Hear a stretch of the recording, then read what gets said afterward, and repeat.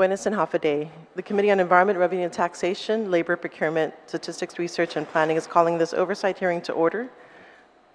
The time is now 9:05 a.m., Thursday, January 4th, 2024. In compliance with open government law, notices of today's hearing were published in the Guam Daily Post, provided via email to senators, stakeholders, and local media, and posted to the Government of Guam Public Notices website on Wednesday, December 27, 2023 for the 5-day notice, and Tuesday, January 2nd, 2024 for the 48-hour notice, thus meeting the requirements. I'd like to acknowledge my colleague that's here today, Senator Duenas. The purpose of this oversight hearing and public hearing is to discuss the following agenda items. We will begin this morning at 9 a.m. with the oversight of the Northern Guam Lands Aquifer and the status of Guam's water resources. We will recess until the afternoon, till 1:30 p.m. to hear testimony for Bill number 175-37 COR, sponsored by Senator Christopher Duenas and co-sponsored by Senators Frank Blas Jr., Jesse Lujan, Thomas Fisher, Dwayne Nicholas.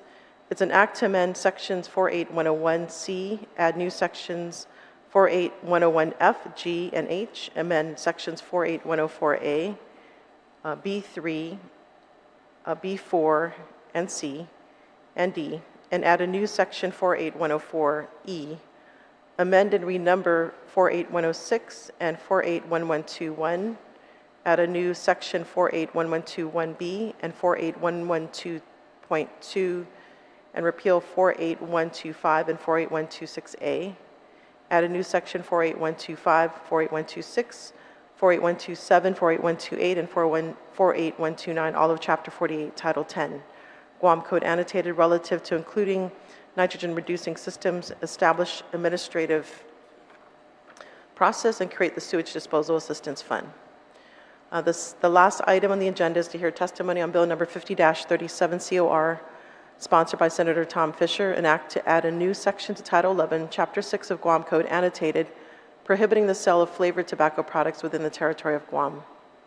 The rules of conduct of today's hearing are as follows. Those who call to testify will be in the order beginning with the government agencies, followed by those that confirm testimony in person or by Zoom in advance with my office by Friday, December 29, 2023, or prior to today's hearing, or according to the sign-in sheet. To ensure that all public comments are captured, I ask that all written testimonies be submitted to my staff as soon as possible so copies can be disseminated, and also to ensure that it's included in the committee report. Lengthy testimonies are respectfully asked to be paraphrased to 5 minutes to allow everyone who is here to testify for an opportunity to be heard. Additional time will be allotted after the end for a second round. Those attending via Zoom will first be recognized by the chairperson before speaking. Videos must remain on and digital backgrounds are not allowed. Only participants that have confirmed their attendance with my office will be granted access. Those providing oral testimony would first be recognized by the chair before speaking, and please begin by stating your name, organization, position if relevant for record-keeping purposes. Senators will be given an opportunity at the end of the panel to ask questions. Due to the potential high volume of those testify, I respectfully ask the questions be concise to facilitate participation of the public. Questions and testimony shall be confined to the substance or nature of the agenda. Personal inference as to the character or motive of any senator or any individual testifying is not permitted. Now to begin our agenda with the oversight hearing of the oversight of Northern Guam Lands Aquifer and the status of Guam's water resources. I'd like to begin with some opening remarks about our aquifer. So Guam's freshwater resource is vital for life on Guam, and it must be protected for ours and future generations. To bring perspective of its importance and vulnerability, about 1% of the world's water is fresh water, which is essentially the world's available drinking water. Water has been called blue gold because its worth is gaining in value as demand rises with growing population and economies. Scarcity of water is also impacted by contamination and climate change, which diminishes the available drinking water. Guam is unique, with a seemingly abundant and uncontested water supply with no neighboring countries to vie for this vital resource.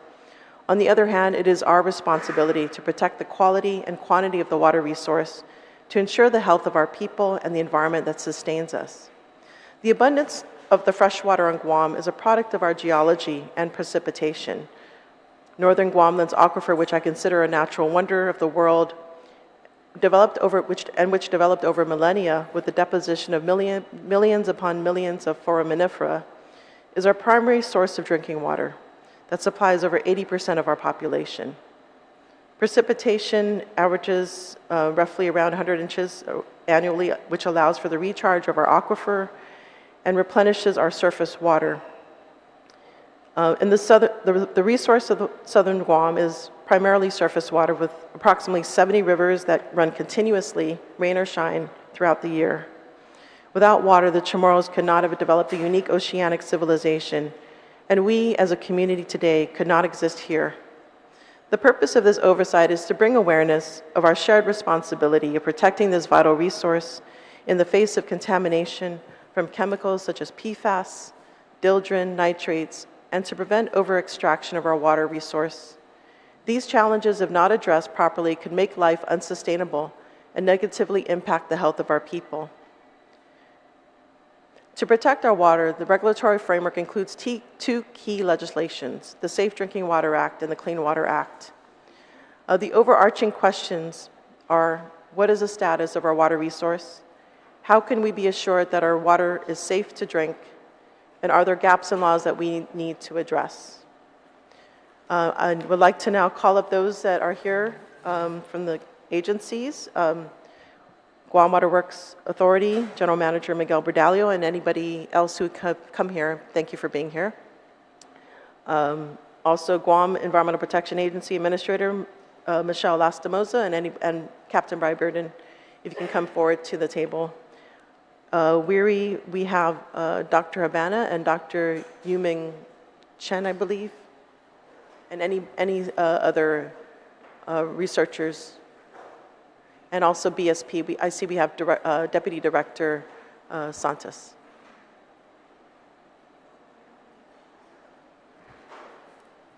Okay, so the agenda is going to be as follows. We're going to be talking about 4 items. We're going to limit it to 4 items today. But perhaps before we start, if we can have everyone introduce themselves, maybe we can go from this end of the table and work our way down. So that we can kind of get our orientation. Before we start, I'd like to recognize Senator Joanne Brown. Thank you.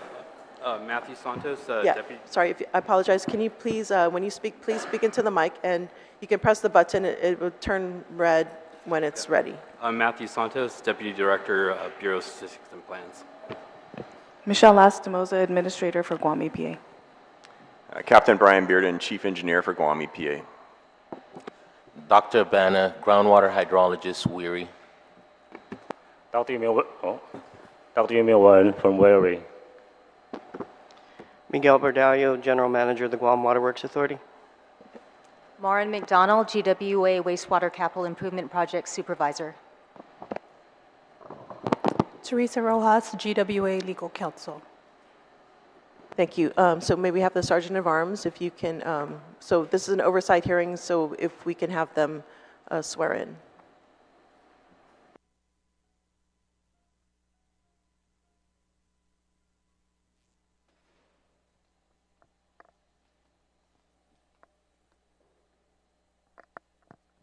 Can I have you guys please rise and raise your right hand?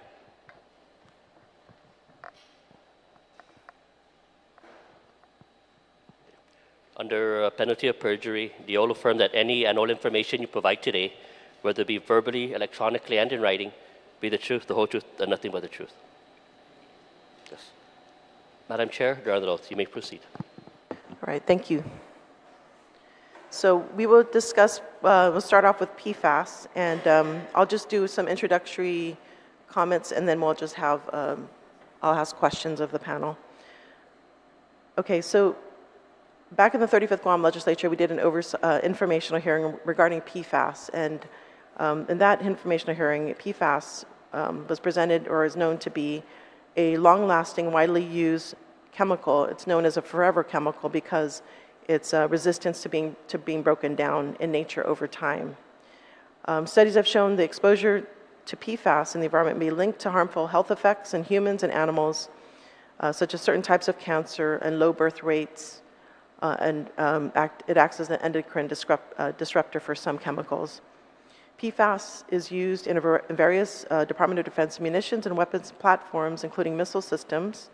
It's also widely used in a lot of consumer products due to its characteristics, that it's heat resistant, oil resistant.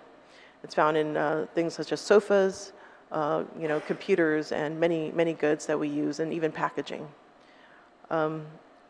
What's currently happening today, so this is, since the 35th, there was discussion about establishing an MCL for PFAS.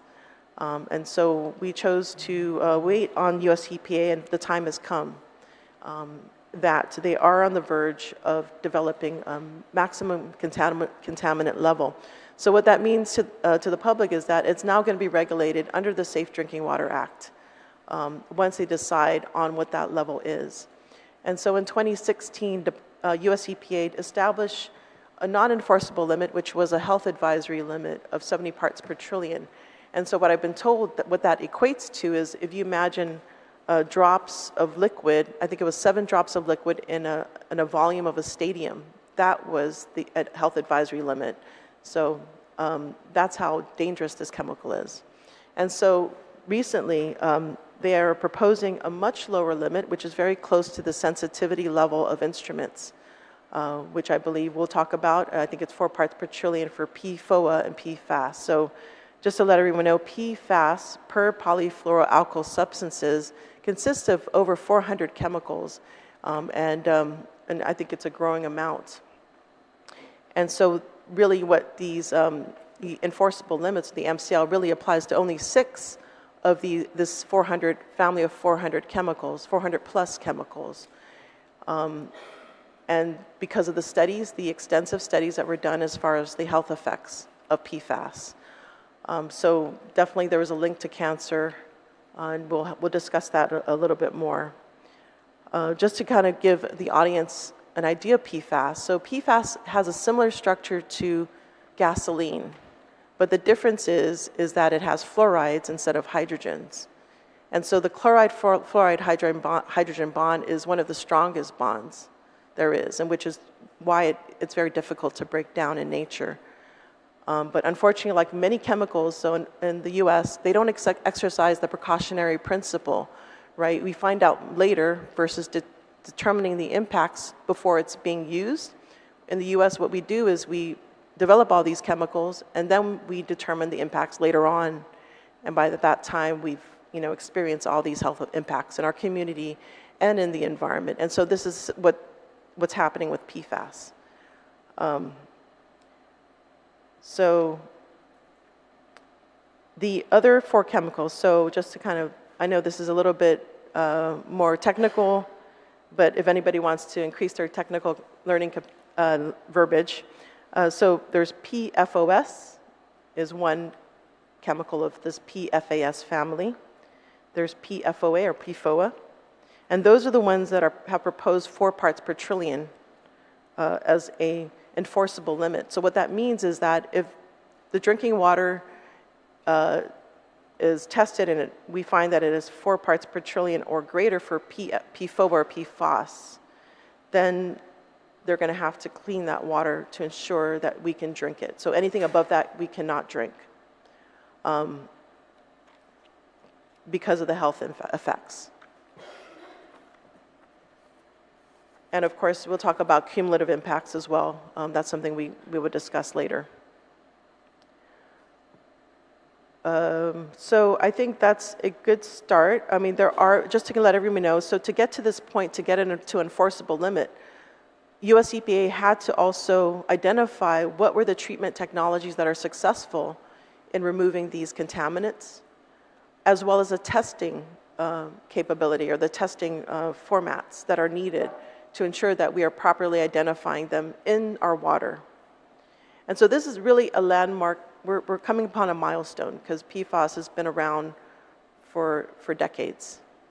And so now we're coming upon a huge milestone in environmentalism, in that we are trying to, US EPA is working to protect the community from this harmful chemical. Okay. So at this point, I would like to ask a couple questions.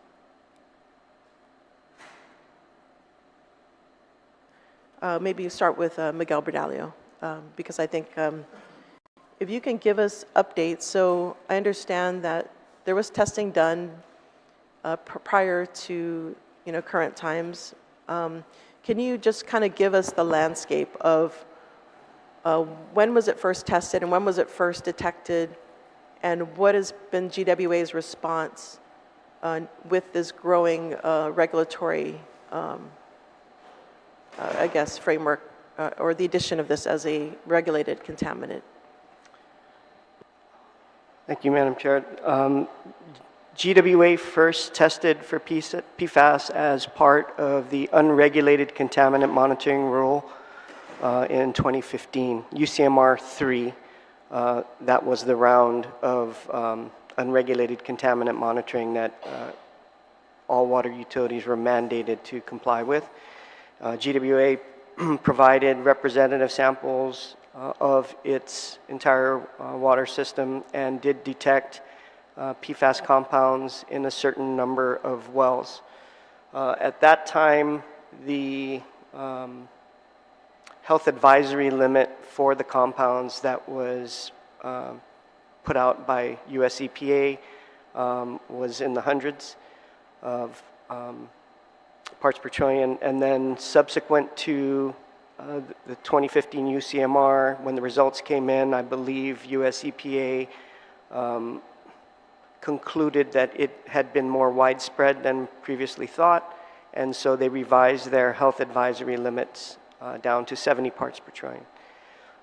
At that point in 2016, US EPA and Guam EPA met with GWA to express concern about the levels that were in our water wells. As a result, we shut down 2 of our A-series wells and proceeded to install refurbished treatment systems where we had them for other wells in which PFAS was detected above the health advisory level. Since that time, GWA has continued to operate treatment systems for wells that have been impacted by PFAS, and we have completed design for a treatment system for the 2 wells that we shut down.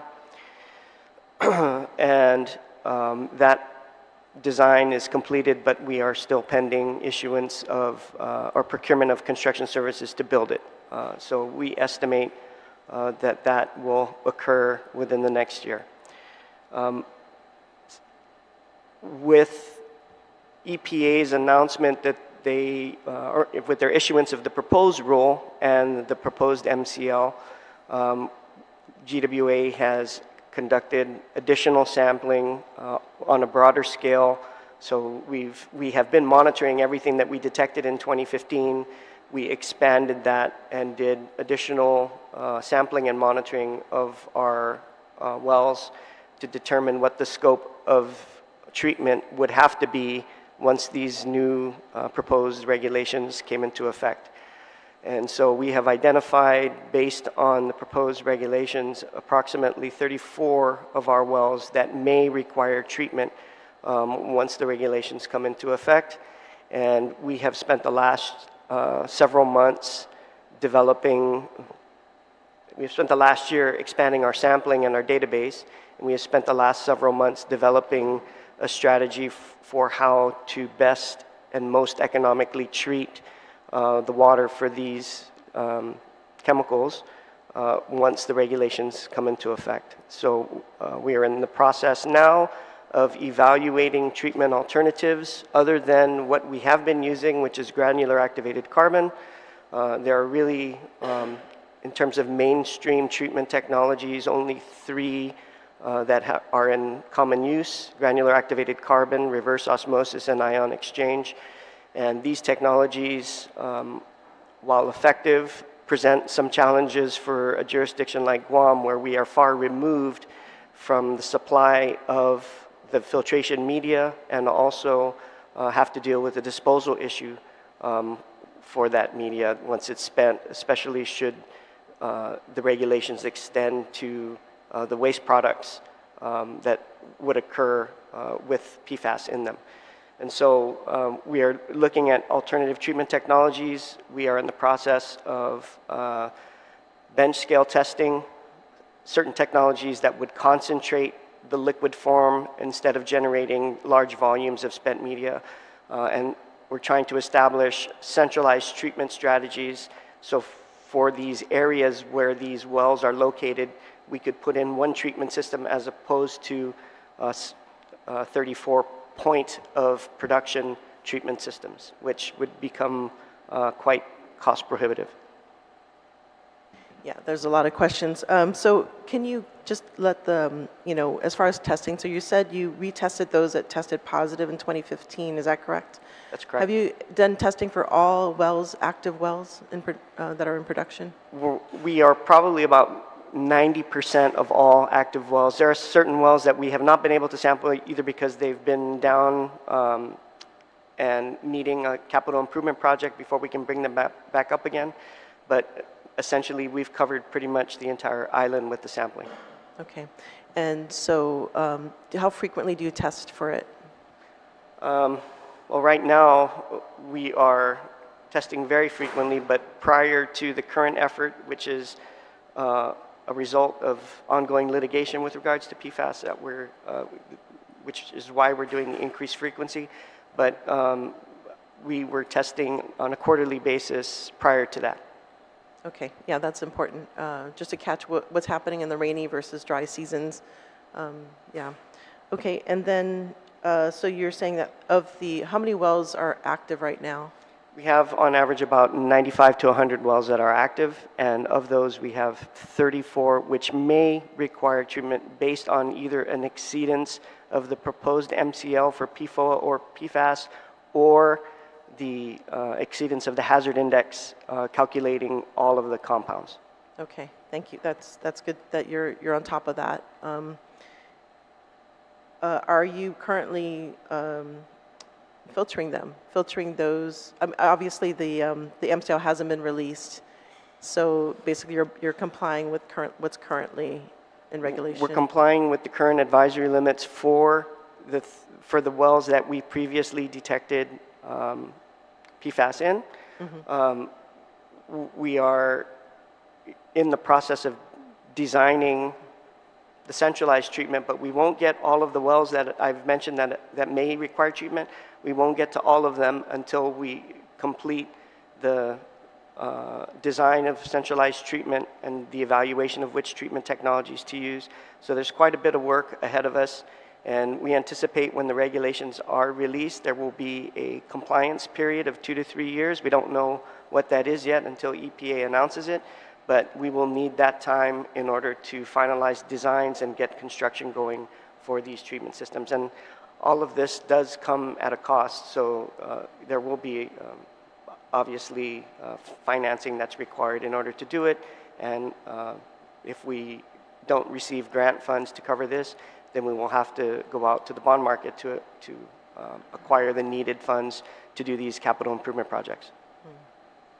Yeah, you alluded to the class action lawsuit. So has the money been dispersed, or are they still under litigation?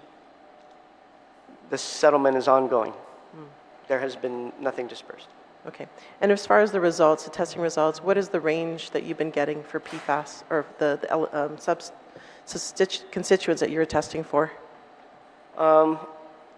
The range for the systems that for the wells that we currently have treatment systems on or have shut down, the ones that are shut down are in the 200s. The ones with current treatment systems in place are in the 20 to 70 range. And then the other wells where we have detected them are above the 4, but not as high as 20. Okay, so they go as high as 70, so just right at the health advisory limit. Yeah, but those are the ones, the ones with 70 are the ones we have treatment systems on. I see. So those are the raw water prior to treatment values. And when you treat that, what is the value? It goes to non-detect. Non-detect, okay. Okay, thank you. So I just want to maybe turn the questions over to Guam EPA. So what is the, can you just kind of reiterate what are the known health impacts of PFAS consumption and exposure, and what is the main mode of exposure to PFAS? Hey, Captain Brian Bearden, Guam EPA. The main mode of exposure is primarily diet. EPA, when they came up with their MCL, they based it on diet being the main proponent, and they accounted drinking water. They gave, I believe, 20% of the person's exposure from drinking water, which is a conservative value that they use to make sure that that's well taken care of. Diet in terms of the packaging we see in our foods, it's also in other foods. I presented some data previously, and I don't have it right now, I'm sorry, with values from FDA studies that have been done. But drinking water is the second most then common form of exposure to PFAS. I think your other question was health effects. I believe you did a pretty good job listing them off earlier. On the current proposed MCLs, I believe those numbers are based, well, let's say that the most recent proposed health advisory limit, which EPA issued over a year ago, which was extremely low, it was in the 1,000th of a part per trillion level.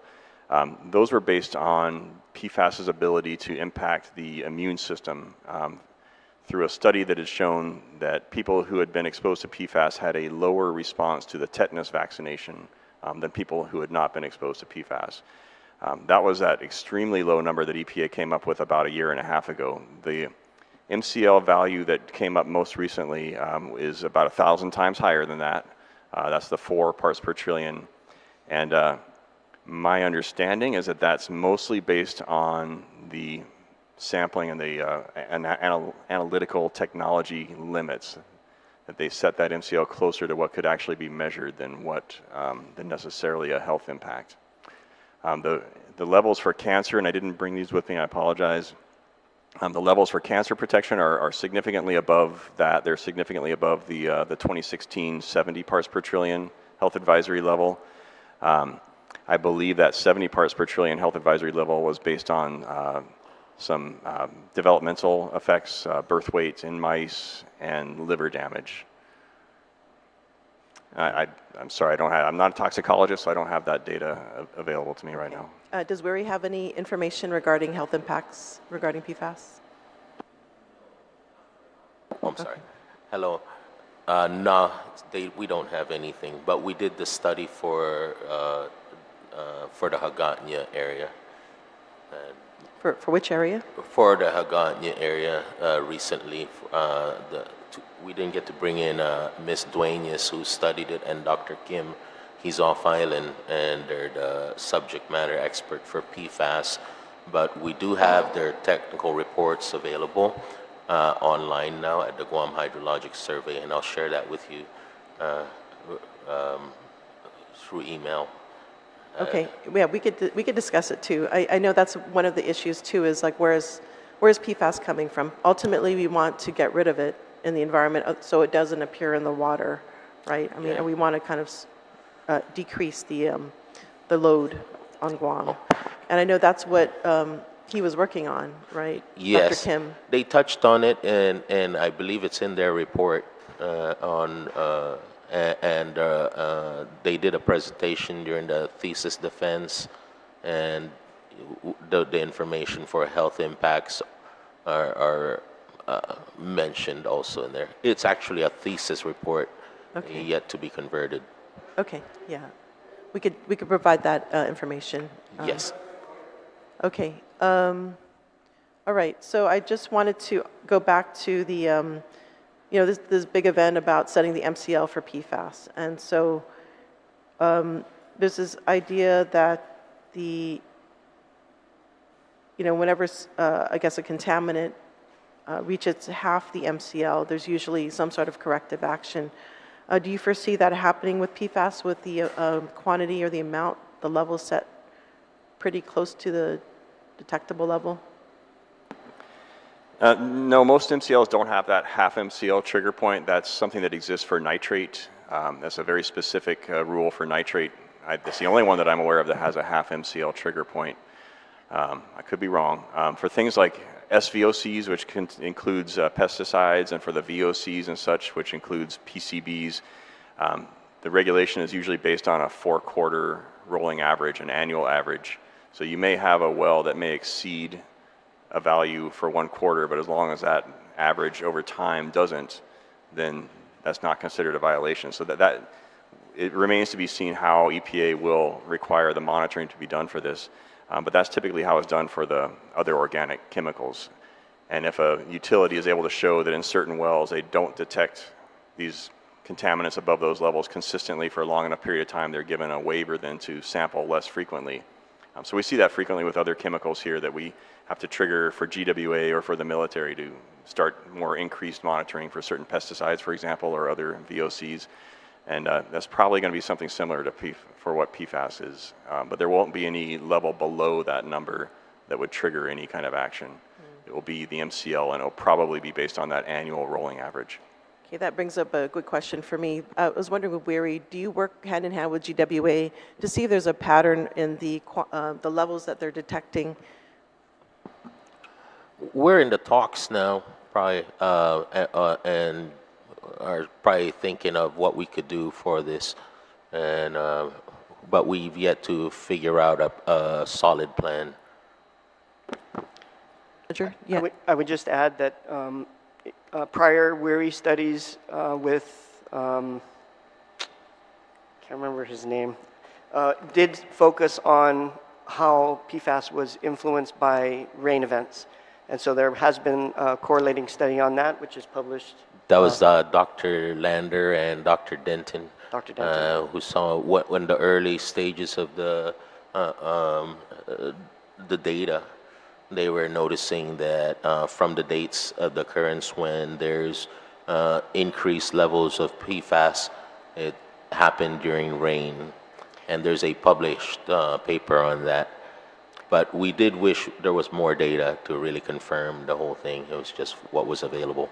And most recently, Senator, I have asked WERI to provide a proposal to GWA specifically to determine if we can establish a correlation between the occurrence of PFAS in wastewater effluent from septic tanks and leaching fields.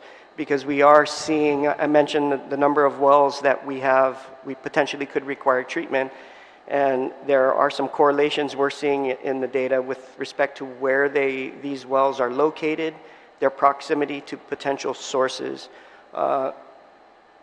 If I can group them into 3 or 4 clusters of wells, each distinct in their location, 2 of those are located close to hard fills, which could provide a potential source. The other areas, there are no industrial uses that we have been able to determine, no industrial operations, but what we do find is that they are located in areas where there is no sewer system and a heavy density of septic tanks. So it is causing us concern about whether or not the wastewater leachate from septic tanks infiltrating into the groundwater may be carrying PFAS compounds that are coming from household or domestic products that are disposed of in the wastewater. So we know that we have PFAS in biosolids. We participated in a pilot program for mulching and composting with Guam EPA, and we provided as seed for that pilot project, seed material. We provided biosolids from our wastewater treatment plants, and prior to providing it, we asked that it be tested, and it was confirmed that there was PFAS in the biosolids. So we know that it comes in the wastewater when we receive it at the plant, and it goes through our treatment process, and so we anticipate that there could also be PFAS in the discharge from individual wastewater treatment systems. Yeah, thank you for bringing that up. I do recall when we're doing the zero waste, we're looking at composting biosolids, and that was one of the things that kind of put us at bay to use that as a source for composting. In addition to, I believe there's arsenic in the biosolids. I believe that popped up. Yeah, so that's another thing. Brian, so I know US EPA is developing their MCLs, but this family consists of over 400 chemicals. Does US EPA plan to develop MCLs for the rest, or are they, is it time to think about banning PFAS? I mean, because it's such a huge contaminant. Well, I don't have answers to those. I'm not privy to what US EPA is planning on, and a ban would be something that would happen at a much higher level than us. But there are obviously a lot of sources of PFAS. There are a lot of other compounds that are not being measured and regulated as part of this. Industry continues to keep up with this problem by creating new forms of PFAS that are not regulated. So even though we see the disappearance of the more hazardous long-chain PFAS compounds, we're seeing a proliferation of these shorter chain compounds, which were initially thought to be safer, but as time goes on and studies are done, toxicological studies, we see that they are also dangerous in their own right, but maybe a little bit less persistent in the environment. So I don't have a direct answer for you because it's just beyond my jurisdiction. Yeah. Okay. And then one of the concerns is that what happens, when we filter out the PFAS? Is that considered now hazardous? Do you have any information on what EPA is planning to determine whether it's going to be identified as a hazardous chemical? We don't know for sure what they're going to do. They're looking at it. I think they probably will designate it as a hazardous waste, but we don't know if there will be some gray areas in there for disposal of filters and such. Even for consumer hazardous waste, for example, if everyone was to put a granular activated carbon filter in their home, those would probably not be regulated. So all that PFAS waste would go into the landfill unregulated, whereas if Guam Water Works Authority puts in large-scale treatment, that would then become a hazardous waste. It would have to be shipped off island or treated in some other way. So there's some strange things with the way the hazardous waste regulations work, and why I think why we haven't seen a final proposal yet from EPA. Yeah, that's a huge problem because we don't have a hazardous waste facility here. We have to ship everything off, which really skyrockets the cost of having to make sure the water is clean here. Since the update of the Safe Drinking Water Act, so Guam EPA is authorized to develop regulations for water bottling companies. Has Guam EPA initiated development of these regulations, and is there a plan to include PFAS? So we are in the process of considering that right now, and as we talk more about Dieldrin, I can explain more as we go through that process. But even with PFAS, it becomes a bigger issue, and the reason for that is because of the way bottled water is regulated by Guam. Guam Public Health is not under Guam EPA, although we do have that authority to establish our own regulations.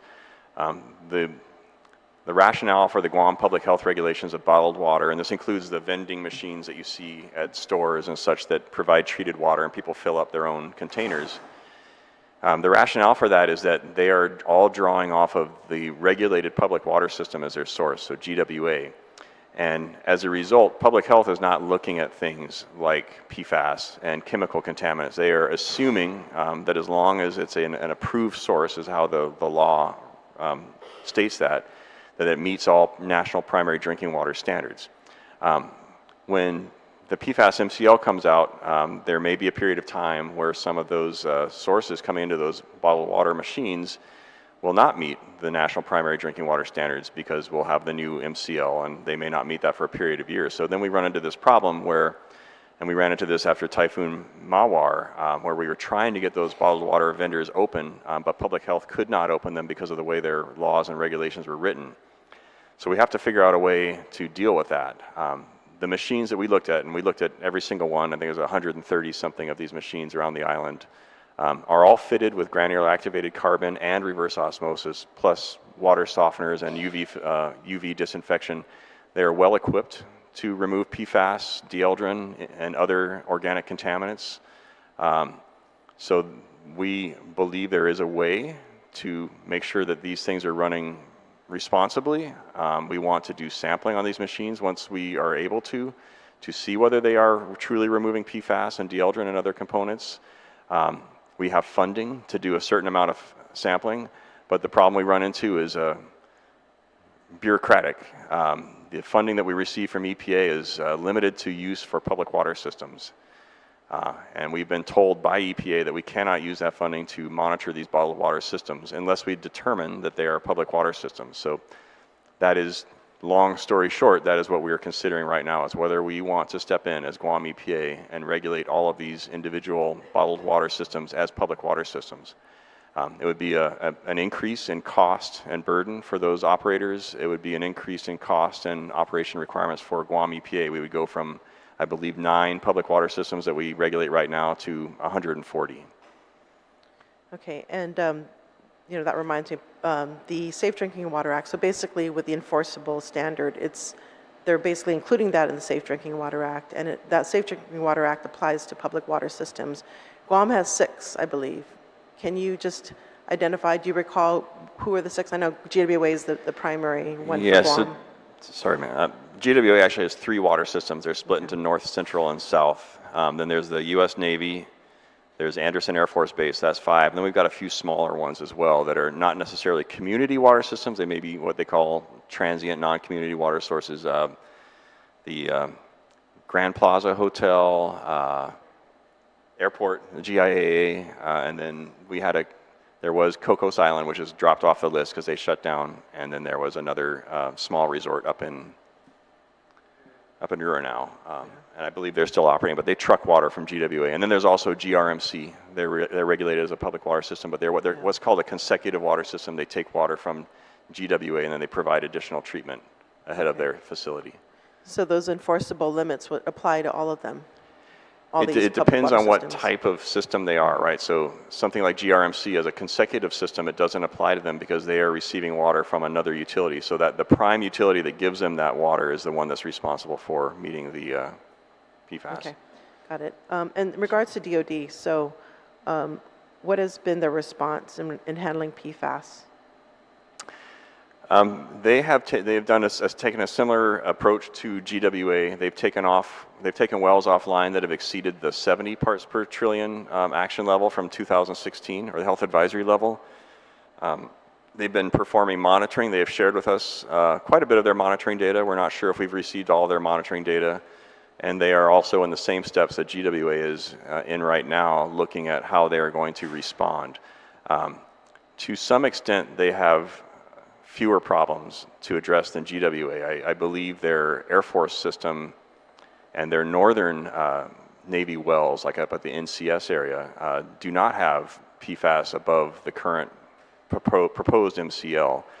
The place where they have problems is around the Naval Hospital area. So very similar to GWA, there's a hot spot in Agana, or a few hot spots in Agana, that are causing them troubles as well. And so they've taken those wells offline temporarily, but we've been told that they need those wells back online, so they are also looking at installing treatment. And how frequently do they report? I can't give you a number. I think we've been receiving their data when they get it, but it's not a regulated contaminant yet, so there's no requirements. They've done studies, they've been doing their own research to prepare their own operational plans, I believe, but I can't give you an answer on what frequency they monitor at. Okay. But I was told that there are data gaps in regards to the regulated contaminants. Are you familiar with that? With the PFAS? With like VOCs and other chemicals? No, we have all the data that they're required to give us for the regulated contaminants. Okay, and we have a data gap for dieldrin. You may have heard about that, and it appears to be just that their laboratory doesn't report dieldrin with their results, whereas GWA's laboratory reports dieldrin with the results. So they do test for it? They test for SVOCs, the regulated SVOCs. The method that does the regulated SVOCs, the lab method, will also give you results for dieldrin, but because it's not a regulated contaminant, it doesn't have to be reported. So some laboratories report it and some laboratories do not because there's no requirement. Okay, and then, so I've seen in papers before, documents, that in order to comply, there's this idea of you dilute the water. So you take a clean water, a source from a clean water, you dilute it with a well that has dirty water or contaminated water. Is this a practice that is accepted? Yes, it is a practice that's acceptable. That is, if you look at the EPA guidance, that's one of the methods of meeting MCLs, is blending, they call it.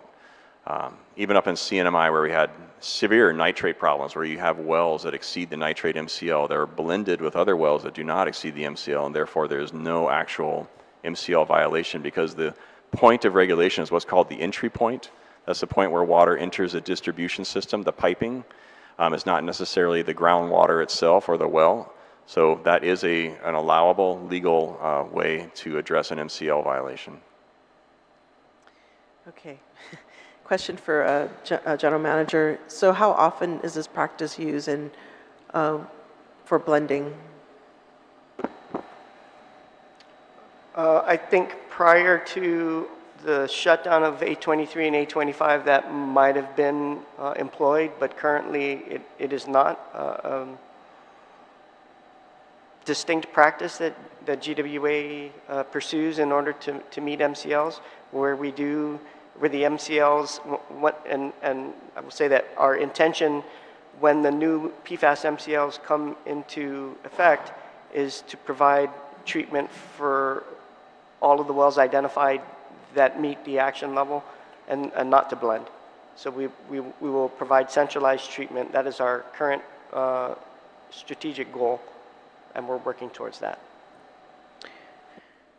All right. And in regards to costs, I know you kind of alluded to that earlier. So do you have an estimated cost of complying with the proposed MCL for PFAS? So for the long-term strategy that we're pursuing, we have not yet developed sufficient documentation to estimate costs, but for the treatment system that we have already designed, we estimate the cost for those two wells to be $3 to $4 million for treatment. That's just the capital cost.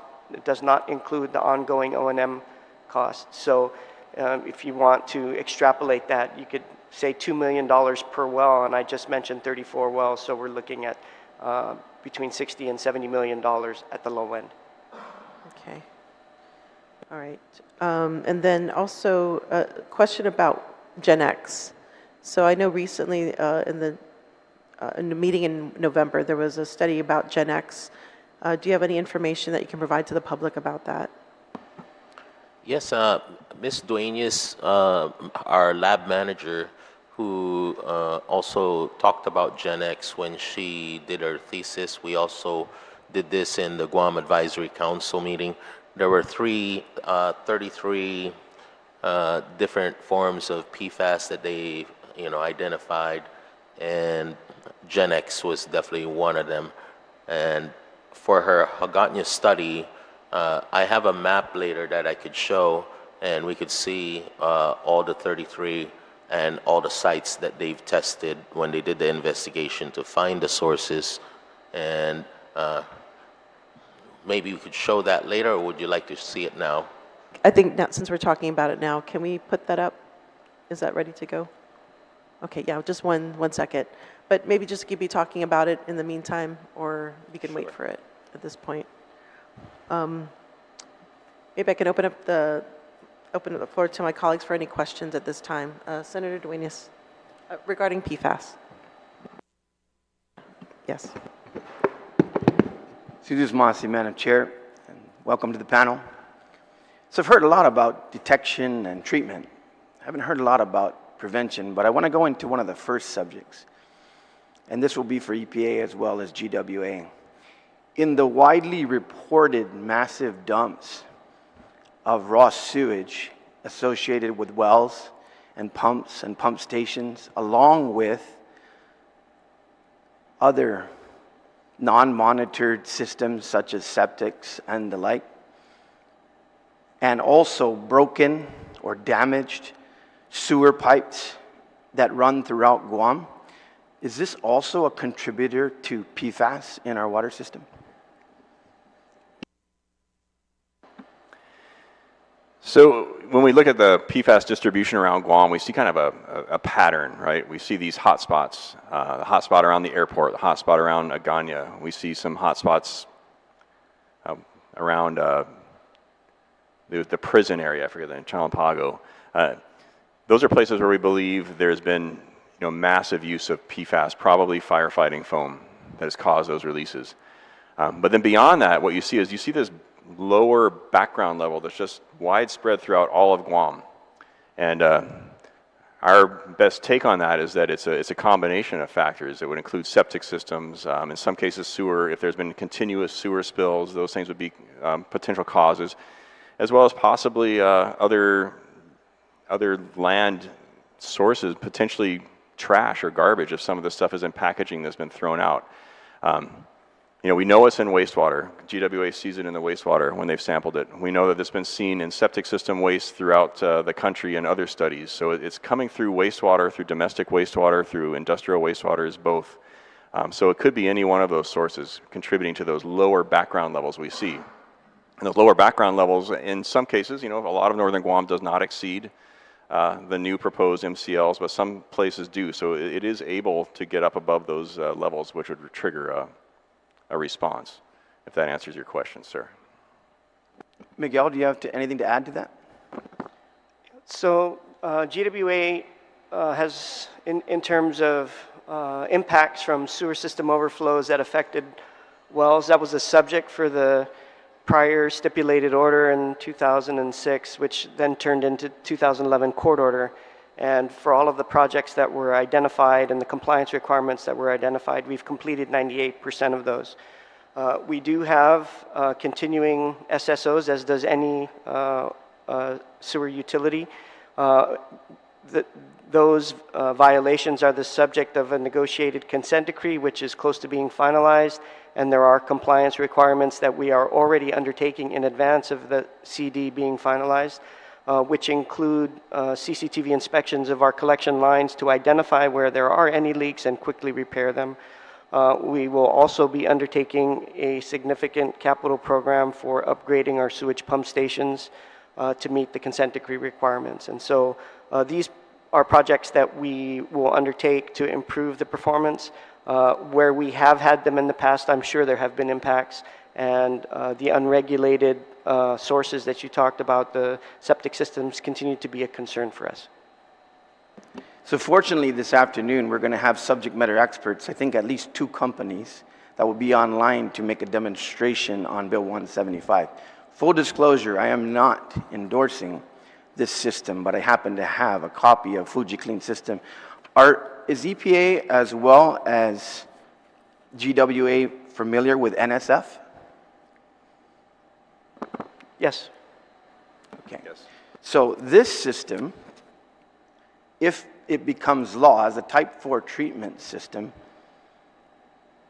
do you believe that that would be the remedy to septic systems and septic systems that currently exist, as you've actually instructed the legislature to implement a type 4 system? And this is certified by the NSF, and I believe the subject matter experts will discuss that this afternoon. So GWA sees that type of system and the NSF certification specifically for nitrates as a benefit, and if it was, it's definitely an improvement over traditional septic tank and leaching field system design, so we are supportive of the use of that alternative technology for nitrates. I don't think that the NSF certification even contemplates potential PFAS, because I don't think anybody's looking at that yet. This is such an emerging field that the sources are not yet the focus of national regulation. The focus on the regulation is currently in the drinking water, but not in wastewater products or consumer products yet, as I understand it. So then it seems to me what you're saying is the jury's out even in terms of what septic tanks are doing. Because if you can say that it's only nitrate reduction basically that is going to be treated within these systems, then you as GWA are a massive contributor too, with all the leaks and all the pipes that are broken, as well as doesn't seem like you have the data yet to prove absolutely that the septic systems that probably aren't being monitored or controlled for pumping and other regulatory items are a major contributor. I don't have the data, which is why I'm seeking partnership with WERI in order to expand the data that's available to us. And I've also been asking US EPA if they have any information on that subject. So that's why we're seeking the data. So we're going to have to be a little careful how we attribute this without the data. Yes, and we should also be prudent about what the expectations are with the performance and the NSF certifications and to what specific contaminants are addressed. And we should also massively increase sewage opportunities to all of the people of Guam, correct? Provided we have the funding, Senator, I'd love to do that. That's a wonderful commitment. Thank you, Madam Chair. All right, thank you, Senator Duenas. Senator Brown? Thank you very much, Madam Chair, and certainly good morning to all of you. What an exciting subject. Maybe not for some, but I think we all recognize we all need water to live. And I think we also recognize that our ability to live in this community and grow is highly dependent on our water and ensuring that we have safe, clean drinking water. I think that's the main priority we're all concerned about. Granted, there are concerns that exist with regards to existing systems. The age system. I mean, Agate Town, I remember going down there and watching sewage come out of pipes connected to houses and, seeping out into the bay. I mean, I've been pretty much in every pump station on Guam, unless there's new ones you've put up in the last 15 years. So I think we recognize the importance of that. But what we don't want to do, certainly I don't want to see, is us contribute to further degrading our water system. I think if anything, we've got to work towards what we can do to clean it. We have a lot of focus on the military, and granted, they've done a lot of abuse of chemicals and other things that have been disposed of over the years, and they are spending a lot of money trying to clean it up. But we don't focus a lot on what is happening within our local community and what activities are going on out there that are unregulated, that, chemicals and other things that people are putting in, drums, and they're out in the jungle somewhere. I'm sure EPA may be familiar in coming across those things. That are adversely affecting our water system. And so what are we doing to address it? How can we minimize moving forward contamination to the system? I think is critically important. I know for WERI that is probably your main mission that you're focused on. And then what can we do to mitigate where we're at? And as Senator Duenas mentioned, yes, we would love to see more sewer systems, particularly in northern Guam, to have sewer lines installed, because we have seen considerable expansion up north that's affecting our northern waterlands. And so where do we go from here? Mr. Bedell, you mentioned earlier with regards to the treatment process, and again, we've heard of this over the years. I mean, there's all types of other chemicals that we've had to deal with in our water wells. I know Teasin in particular has always been a fascinating one for me, because we always have this cloud of contamination that just migrates and has been there for many years and has affected the water well that is up there. But you mentioned the treatment process, and what is being done now with the treatment process for your wells, where you're finding this contaminant in? And then with regards to the filtration systems, you mentioned not only are you going to get it, you accumulate it, how do you properly dispose of it? You mentioned those are issues that you guys are looking at now. So can you elaborate further on that so we in the public can have more information with regards to that? So currently the treatment systems that we employ to treat for PFAS, as an example, is granular activated carbon.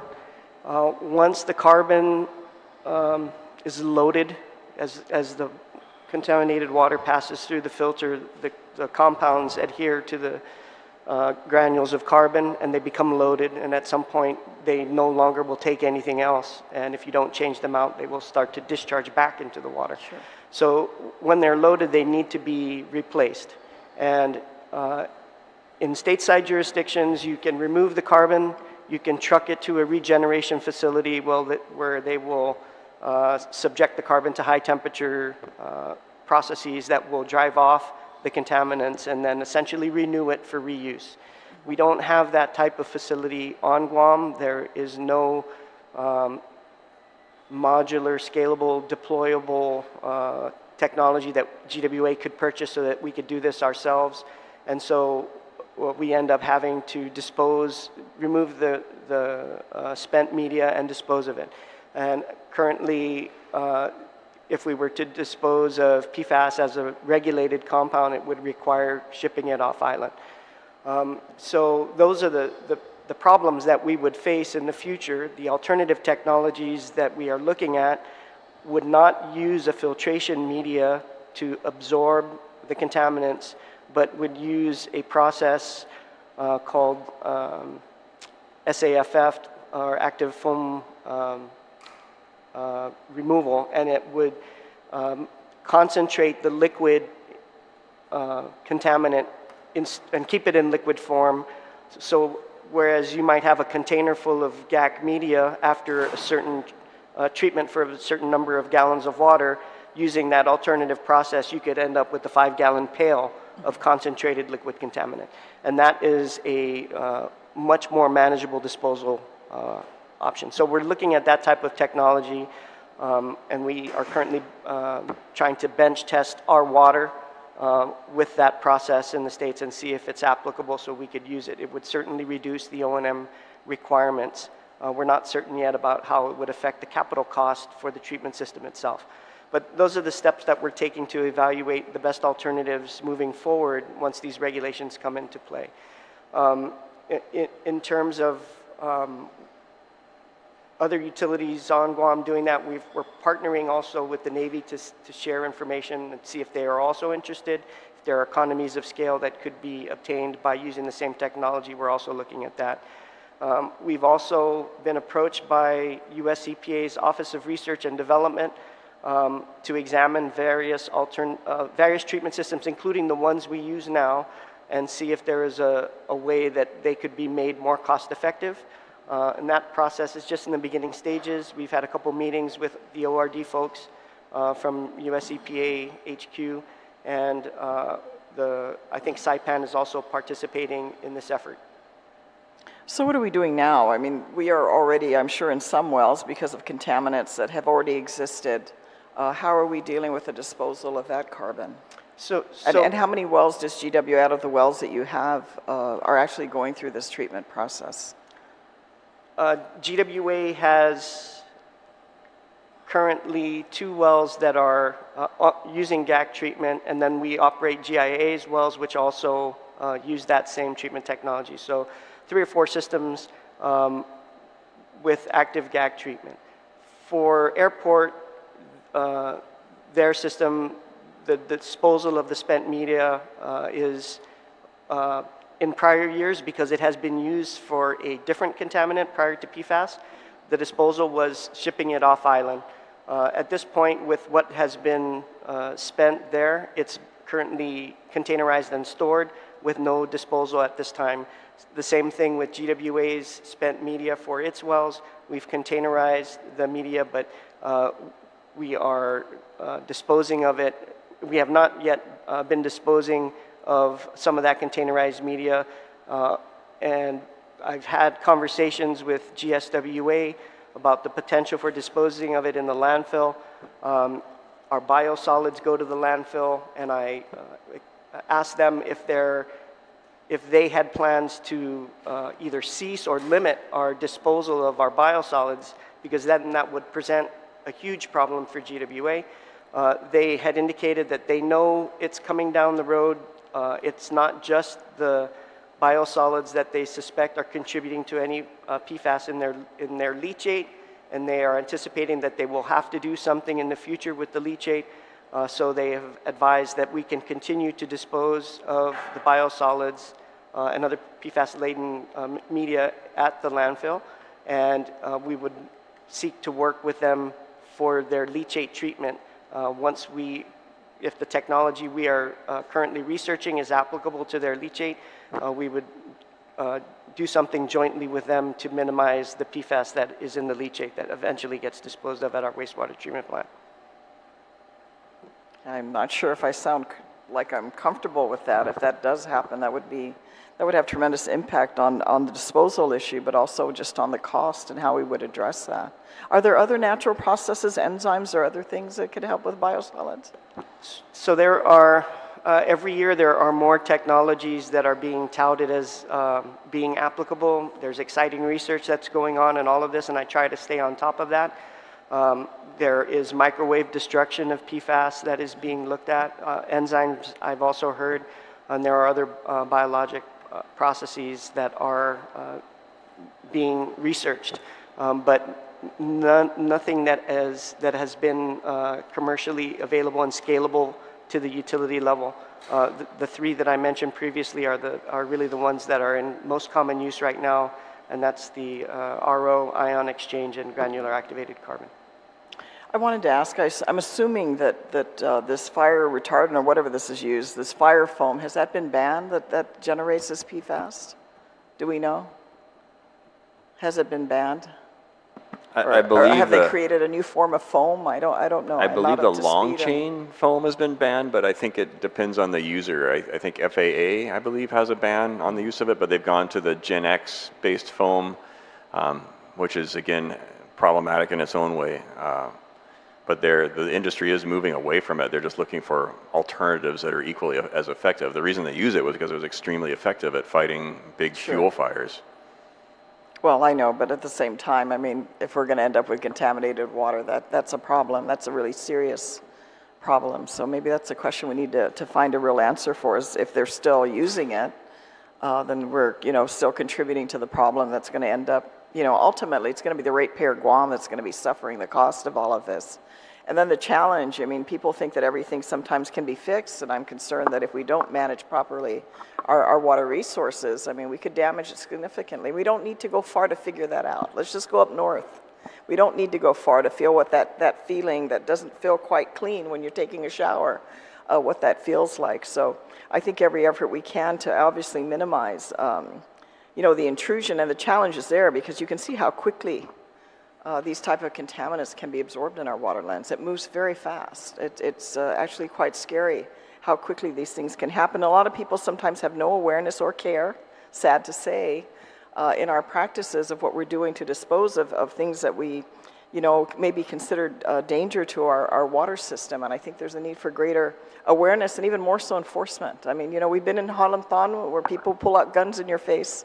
When I was at Guam EPA, when you're out there trying to do enforcement, because, they don't want you there. They know they're violating the law, but they don't hesitate to be violent in some cases, because they don't want you going out there and doing the investigation. And we see how vast northern Guam is. I've seen in my lifetime how much GIGO has grown. Most of that there was nothing between Dedido and much of anything to Anderson Air Force Base, and look how much it's expanded. And I understand, there's a bill this afternoon that will be discussed on how can we reduce the land space for construction, and how can we properly address disposal of wastewater without sewer systems. And I'm sure hopefully there'll be more information provided, because at the end of the day, my priority is wanting to ensure we have safe, clean drinking water, because the need for our community now, but even in the future, is even greater. I don't think Guam will continue to succeed economically or otherwise if we don't maintain the water system we have. We're very blessed with it. I mean, we are very blessed to have our northern Guam waterlands and the surface water resources that we have in southern Guam. It's just kind of come perfectly. I don't know, maybe God created it that way. But if we don't manage it, and we just think that, it's like the argument we had with with protecting and putting in place the conservation areas in our beaches, because people are concerned, we have all these contaminants that wash into the ocean and it's reducing our fish stock. So, what's the big deal? Why are you putting all these requirements in to restrict the use of our fishing? That logic doesn't ride with me. I think we need to minimize all adverse effects wherever possible, so that we can have a clean, safe environment, because I think our future depends on that, and our existence now depends on it. So with that, Madam Chair, thank you for the opportunity to inquire and ask questions and provide comment. This is Masi Senator Brown. Just one more question for Deputy Director Matt Santos. So I know back in President Clinton's time, there was a non-point source pollution management plan.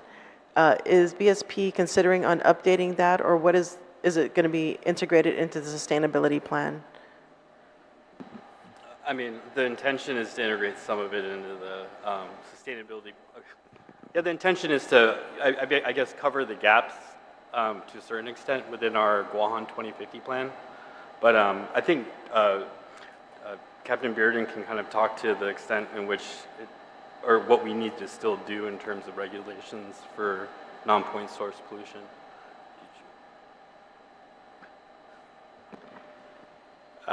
Sure. I mean, you know, septic systems are considered a non-point source pollution. They fall under that plan typically. I haven't seen the Guam plan. I worked with the CNMI plan, and you're right, it hasn't been updated for many years. It hasn't been required to be updated. But those original plans were implemented through regulations, I believe. Guam EPA's regulations for septic systems, at least, are extremely old, and that's what we'll be talking about this afternoon, a proposal to help modernize that.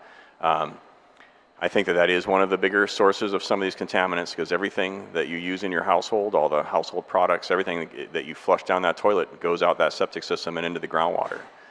So we have broken sewer lines. Those things, those can be addressed. But septic systems are a permanent thing until you bring in sewer, and those are a continuous source of every contaminant that we put through our households and our bodies every day. There's also the illegal dumping issues. There's a whole host of other issues that we would consider non-point source. There's stray animals. There's all kinds of things that could fall into that. So I don't really know what else I can tell you as far as the plans to update that. Yeah, and we usually address like non-point source, like a watershed level, so whether it's a watershed management plan. But we don't really, you know, deal with policies that are kind of a little bit more broad that apply to everywhere else. And in terms of water quality, a lot of the stuff that we work on has to deal with coastal water quality and not the, you know, groundwater itself. At least in regards to non-point source pollution. So. Okay. All right. Yeah, I think what, you know, I brought you here today because I think you all have some part in ensuring that the water is protected. So yeah, they go hand in hand. The watershed planning and protection goes hand in hand with our drinking water. And so until we can find the source of these pollutants or prevent it from reaching our drinking water, you know, we have to continually to work together. Okay, so we're going to move on to the next item, which is Dildren. Madam Chair, I have one follow-up question on this subject, please. Can we, regarding PFAS, is this Yes. PFAS related? Okay, yes. So in listening to BSP's presentation and Captain Bearden's representation, I have to ask this question because I know this is a reality on Guam. How about people who just have to live on their land, have nowhere else to stay, otherwise being homeless, having to dig a hole in the ground and basically use the restroom or just use the restroom on top of the soil because they don't have any other choice? Is that a contributor to contamination of the groundwater protection zone? Sure, it's a contributor of organic, you know, regular human waste type pollutants. Yes, it'll contribute nitrate. It will contribute the other things as well. Not necessarily the cleaning products and all the things that we also associate with domestic wastewater that comes out of a septic tank, but it is a problem. As far as Guam's laws and regulations about that, you know, there's, as you know, because we've been working on this bill, there are only 3 types of toilet facilities that are authorized, and that's all triggered by the building code permit process. So people out there squatting in the bush, using the restroom without a restroom, they fall outside those rules because those rules are triggered for construction, for someone who wants to build a home. If someone's going to live as a homeless person and squat and use the restroom in the woods, they're not covered by Guam EPA regulations. I believe that's probably covered by public health regulations. It's a sanitation issue, but that's not us, so I can't answer that question fully. So we can do a lot more to help people out. We could, yeah. I don't know how much that really contributes. You know, you've got a septic system is a very different thing, and that's one of the reasons why they're a little bit more hazardous, just because they push that pollutant through because there's so much other water attached to it, right? If you just do your business on the ground surface, it mostly stays on the ground surface. Rain will then push that through, but not as much as the thousands of gallons you use in a month at a single family home.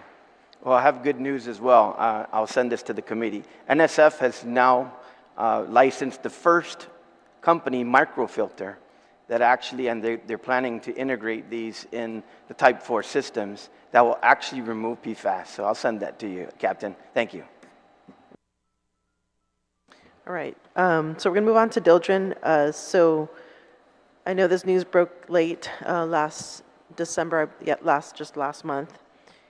So I would maybe just turn the floor over to Guam EPA just to talk about, you know, what has transpired, or basically can give some background regarding Dildren.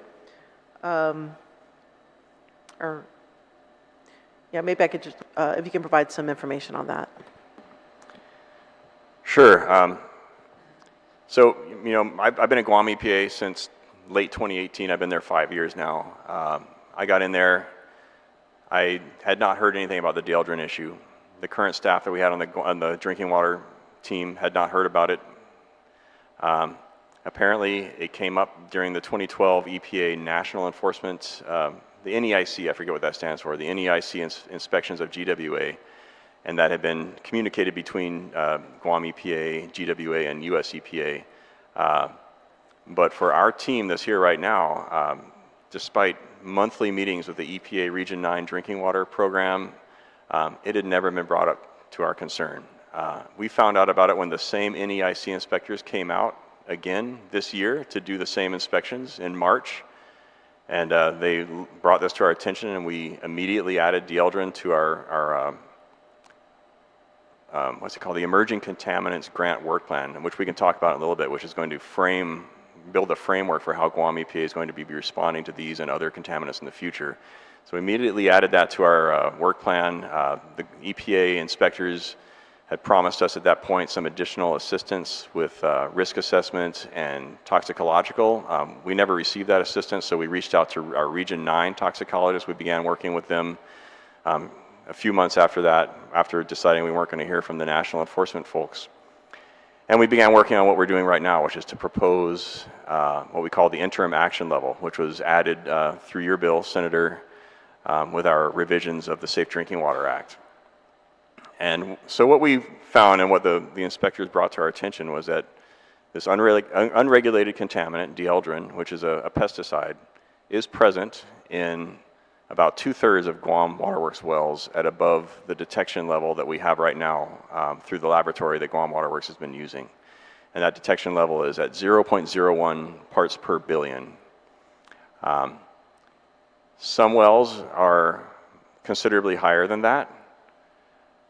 We worked with the Region 9 toxicologists. We looked at other states, what they were doing. We looked at the EPA health advisory limit. The EPA health advisory limit is 0.002 parts per billion, so below even the detection level of what we have right now, and that's based on cancer risk, a 1 in 1 million cancer risk. And we also looked at some other states that have got levels that are set near that same level, around the 0.002, 0.004 range, and also at Hawaii, which uses a number of 0.2 parts per billion as a notification level.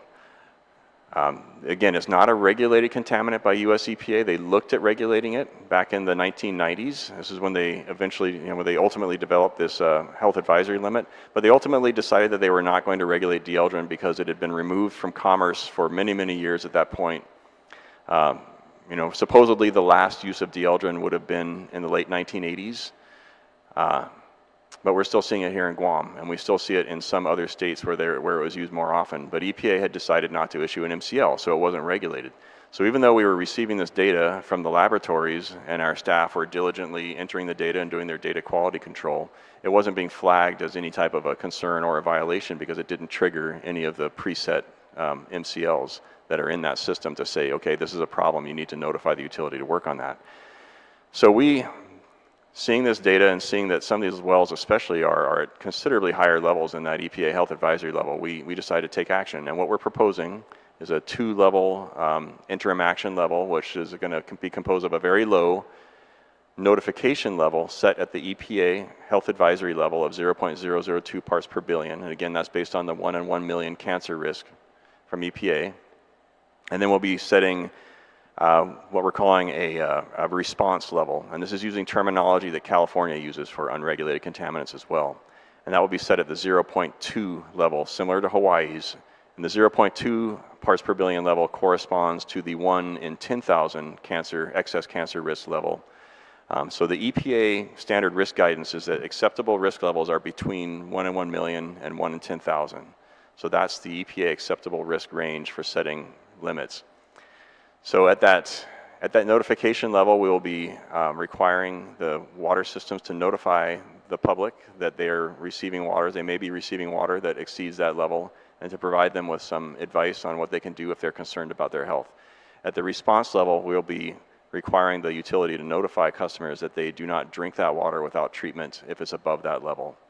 And that the treatment may be something a consumer could do themselves. They may use a point of use filter, granular activated carbon filter in their own home, or we may direct them to obtain their water from sources that use similar technology. And again, going back to what we talked about earlier, we know that all these water vendors in Guam use that technology plus reverse osmosis. So if those are operating correctly, which we intend to start checking on, those should be providing safe water.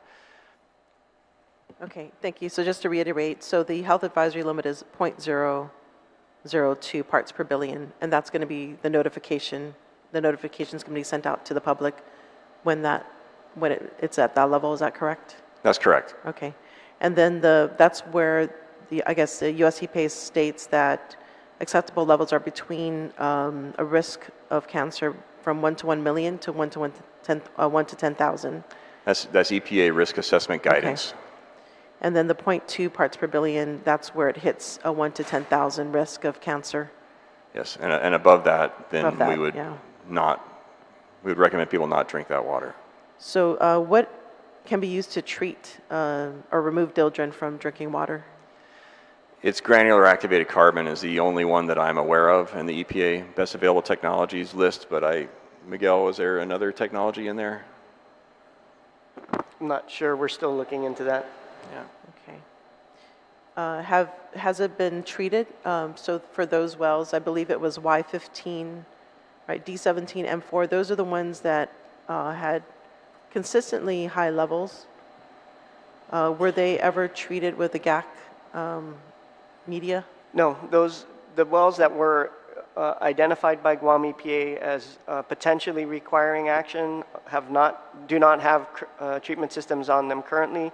But when this concern was raised and Guam EPA brought it to our attention, we immediately took steps to begin the process of installing treatment systems at these locations. So we have 2 systems that we will deploy to 2 of the 3 wells, and then which can be done rather quickly.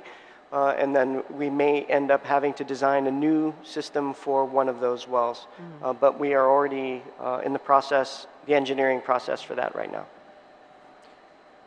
So Y15, that's pretty productive, right? That's one of the more productive wells. Is that correct? It's a larger well that is combined with other flows from GIGO wells which feed into the Mount Santa Rosa Reservoir. Okay. And how soon will those filtration devices be implemented? It would likely take us a year or so to get them installed. Wow. Okay, now that is concerning. Yeah, I wish we could get it done sooner. I know that this chemical was reported since 2012, and so just for the listening audience, why did it take so long for there to be a response? Brian? Yeah, I don't have an answer for that. As I mentioned, I've been here 5 years. It's never even been brought to my attention until March when the national EPA inspectors were here. We meet monthly with the Drinking Water EPA program in Region 9. Never brought up. I don't have an answer for that. Yes, Dr. Abana.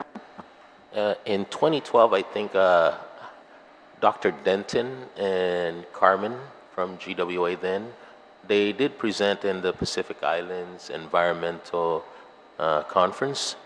And at that time, they were talking about dieldrin and finding it, and then also reporting how it suddenly disappeared.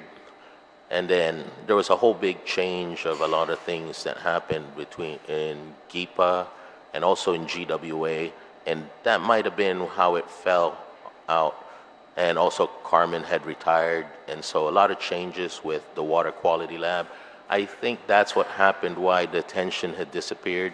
And also Gary, Dr. Denton had retired, and so they did look into it at one point, and then the mystery was it showed up and then it disappeared, and what triggered it was the report in his presentation But there were no publications for it, just the Okay, so presentation. just during a academic conference, they presented that it disappeared at some point and then it showed up again? So it wasn't consistent? I think he didn't get a chance to write it for his, he was looking into it, he's yet to write it, and he never got to finish it.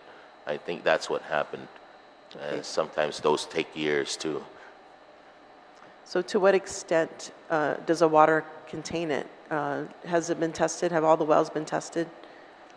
That's All of sorry. the wells, sorry, Madam Chair, all of the wells have been tested. We have data on this substance since 1996, actually, and it has been reported publicly in our the reports that we submit to U.S. EPA and Guam EPA. It has been in our annual water quality reports that are sent to every customer, along with the ranges that it has been detected in each of the three water systems. And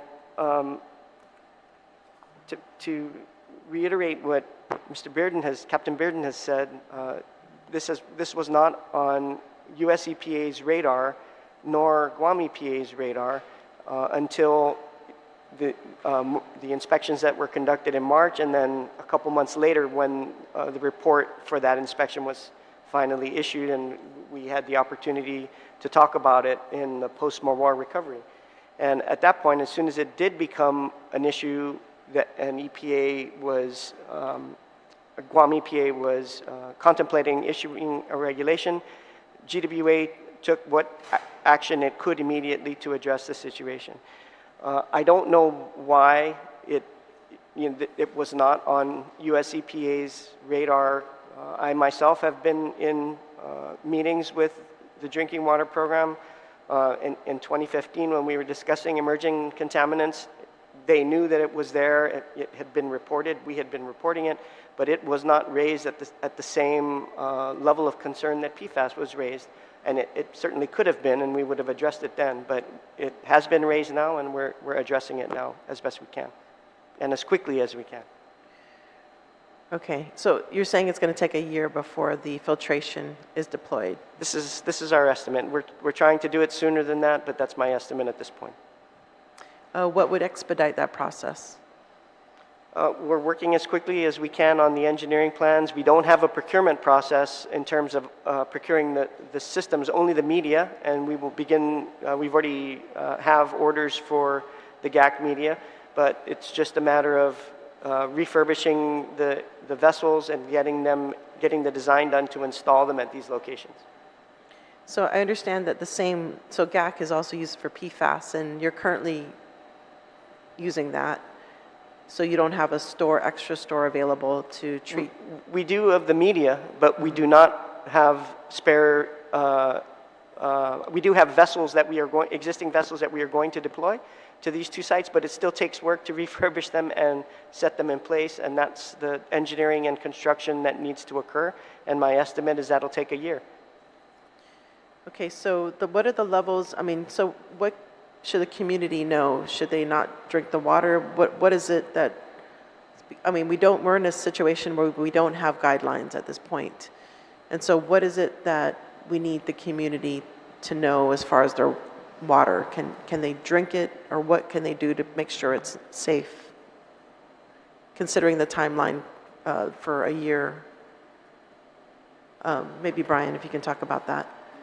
Sure. Well, we are working on that actual public notice that will be coming out soon, which will address some of that. That's one of the things we're holding off on, is we want to make sure we get that instruction to the public correct.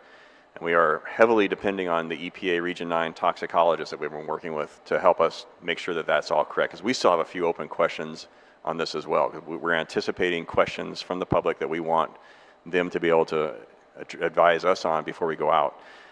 But I can give you some preliminary answers to that, right? And for the most part, in all but really one of these wells, the levels are just above that 1 in 10,000 risk. That's a lifetime chronic risk level. Drinking it for another year is not going to make much of a difference out of a 70-year lifespan, which is what the calculations are based on. The one well, though, that we do have that's the highest, which is Y15, is considerably above the 1 in 10,000 risk level, and it gets up into the levels where we get into non-cancer risks, the levels that have been set through the ATSDR. And those could potentially include some chronic effects, which would be liver damage, and some what they call intermediate effects for neurotoxicity. Those could both potentially be triggered at that higher level that we see in that well, Y15. And so for that, people that live in the Y15 area, we are going to, especially for anyone who lives anywhere above those the 3 response level wells, we again are recommending that they do not drink that water without treatment. Okay, so right now there's no treatment. Should GWA take these wells offline? I mean, is that the recommendation? Should we take this offline? Because you're saying that one of the wells already has a level with a risk factor, or it can create a 1 to 10,000 risk of getting cancer. Is that correct? Well, it depends on if GWA has an alternative water source to provide. Because if you take the water offline and they don't have a water source, then that may be more harmful to health than the extra risk. I think that's why we're focusing on this notification, that you provide them the notification and let them get treated water for drinking. General Manager. That is the possibility of removing the source from our production and from the distribution system is something that we're considering, but we have not made that decision yet because we have not had a conversation with regard to the toxicological risk that Guam EPA is still waiting on U.S. Region 9's personnel to provide. So we'd like to participate and discuss that a little further before we get to a decision point on whether or not to take it offline. But if that is the decision, based on the recommendations from Guam EPA and the Region 9 toxicologists, we have done that before with NAS1, and we will do it with Y15 if it's necessary, and look to provide with other sources. Okay, can we notify the public at least of the levels? I mean, what can we do in the interim? So the public has been notified in our annual water quality reports, and I will remind the Senator that we do have language in there that says that for customers who are immunocompromised or may be at greater risk, such as those with infants or the elderly, that they should seek the advice of their physicians with regards to consumption of water for those specific constituents that we have that are unregulated. So that is a notice that we've put out in our annual water quality reports, and we would repeat that at this point. But if there is specific notification language that EPA will provide us, then we would be happy to publish it, but we have not received that to date. Okay, so we can't segregate where this water goes to, right? Is that correct? The water that's being pumped up from well Y15, is it distributed pretty widely throughout Guam, or is it a specific community? It is combined with water from other wells in Jigo and serves primarily the Mount Santa Rosa area. Okay, Mount Santa Rosa. Okay, and how many people are being served at this time? Sorry, I don't have a number to give you. Yeah. For that. How soon can we hear from US EPA regarding their guidance on this? We're working actively with them right now. We had just met with them and worked during December. The holidays have come up, and they only have one toxicologist for Region 9. He's been very busy with things happening in Hawaii, as you probably are aware, for the last few years. So we're trying to get him scheduled to come out. Part of our plan is that when we have the public hearing for this, we're going to have that person here on island that can answer questions more authoritatively. This guy's an expert risk communicator in addition to being a PhD toxicologist. He's been out to the islands many times. He's been on many Guam investigations of contamination. So I think we're looking at toward the end of this month into early February to have the public hearing, but I think we want to get the public notice out with the actual advisory and the language that would be required for the public notice that the utilities would have to provide. We want to get that out within the next week or two. The next week or two? Yeah, okay. I think we're that close with the help we've received already and what we expect to get over the next week or two from EPA to be able to finalize that. Yeah, ultimately I think, the water is the issue until it can be treated. I think the community I think to be on the side of caution, I think it's important that, I would recommend that it be offline, the water well. Madam Chair, I don't know if this is, I'm sorry. I'm a little more familiar with these issues over the years and these contaminants, but I'll tell you, this presentation just in the last few minutes really has floored me. I understand your position, Mr. Badaglio, but I don't know how many elderly people are going to go to their doctor and ask, is this water safe to drink? This right now here is concerning to me, because if we have concerns, and great the bureaucracy, and wonderful we're waiting for US EPA to respond, but how this information has just been presented is concerning, because we already have high levels of cancer on Guam already. I don't know if it's from the nuclear fallout from Eniwetok or whatever the case may be at this point, but it's a real fear a lot of people who don't have cancer yet are worrying about, and those who have had cancer, and I know everybody here probably, if not themselves, as an immediate family member who has either suffered or died from cancer, listening to this is very concerning. Now, while you guys are talking about, the measurements and we're going to treat it, I don't like, I don't like the idea where we're assuming everything's treatable, especially with regard to drinking water. And I used to always drink Guam drinking water, and then I started drinking bottled water, but then I have no comfort level because I don't know who the heck is regulating bottled water. Public health is supposed to, are they? If we're going to go on restaurant inspections and school inspections, I have no comfort level with that either, and I'm always looking for comfort level. I think most people are. So while you may be talking about it from, this standpoint and that data, just listening to this conversation and the exchange here to me is just not that casual. And I have a lot of background in this, and I've spent an awful lot of time advocating for water research for the last, almost 30 years now, to want to ensure that our water system and our water source is protected for our consumption and for our future. But I'm just letting you know, Guam EPA, US EPA, there's training on how you relay information, especially information that would be unsettling to the public. Because we don't have an option about, it's not my flavored cigarette that we'll be discussing or my favorite vape. We're talking about drinking water that's absolutely essential to life as breathing. And so I just think we need to maybe reevaluate how we're going about, because now you got me concerned. And, I don't live in Mount Santa Rosa, but gosh, if I did right now how this was presented, I'd be really worried. So, I appreciate we go through the regulations and we met the requirement and we sent the notice out in our monthly billing, but, telling an elderly person, take your water and ask your doctor, is this safe for you to drink? I'm just relaying, it just doesn't, we have to have some confidence that our public water system is safe and that we can be, drinking it, because people they're using it, they're drinking it, they're bathing in it, they're washing their babies in it. We have to have some level, and it just, come on, you put a big question mark in my mind this morning.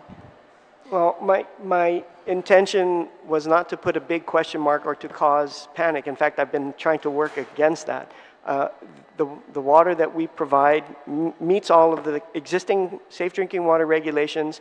What you're asking about with this compound is an unregulated compound for which I do not have public notification information or advisory information to disseminate. As soon as I get it, I will.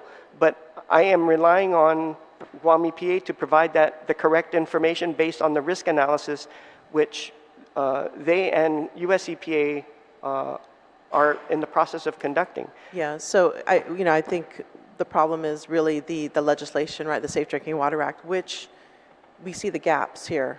And I think that's where we really need to kind of close those gaps. So yeah, we'll acknowledge you in a later moment. Thank you, though. But I do share your concerns regarding that this water is still being produced and served to the public. I just have a couple more questions before I open the floor to my colleagues. In regard to Dildren, so this is really concerning to me because it was banned in 1987, and yet we're seeing it consistently in our water supply.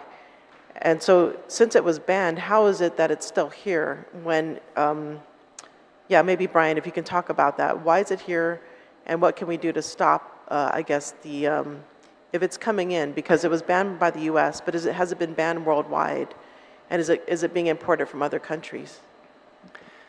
Yeah, it was banned by the U.S. in the last, there were several bans that went along that started in the 1970s, depending on the use. The last authorized use was for termite proofing of foundations, right? And that's probably what was mostly used for here on Guam.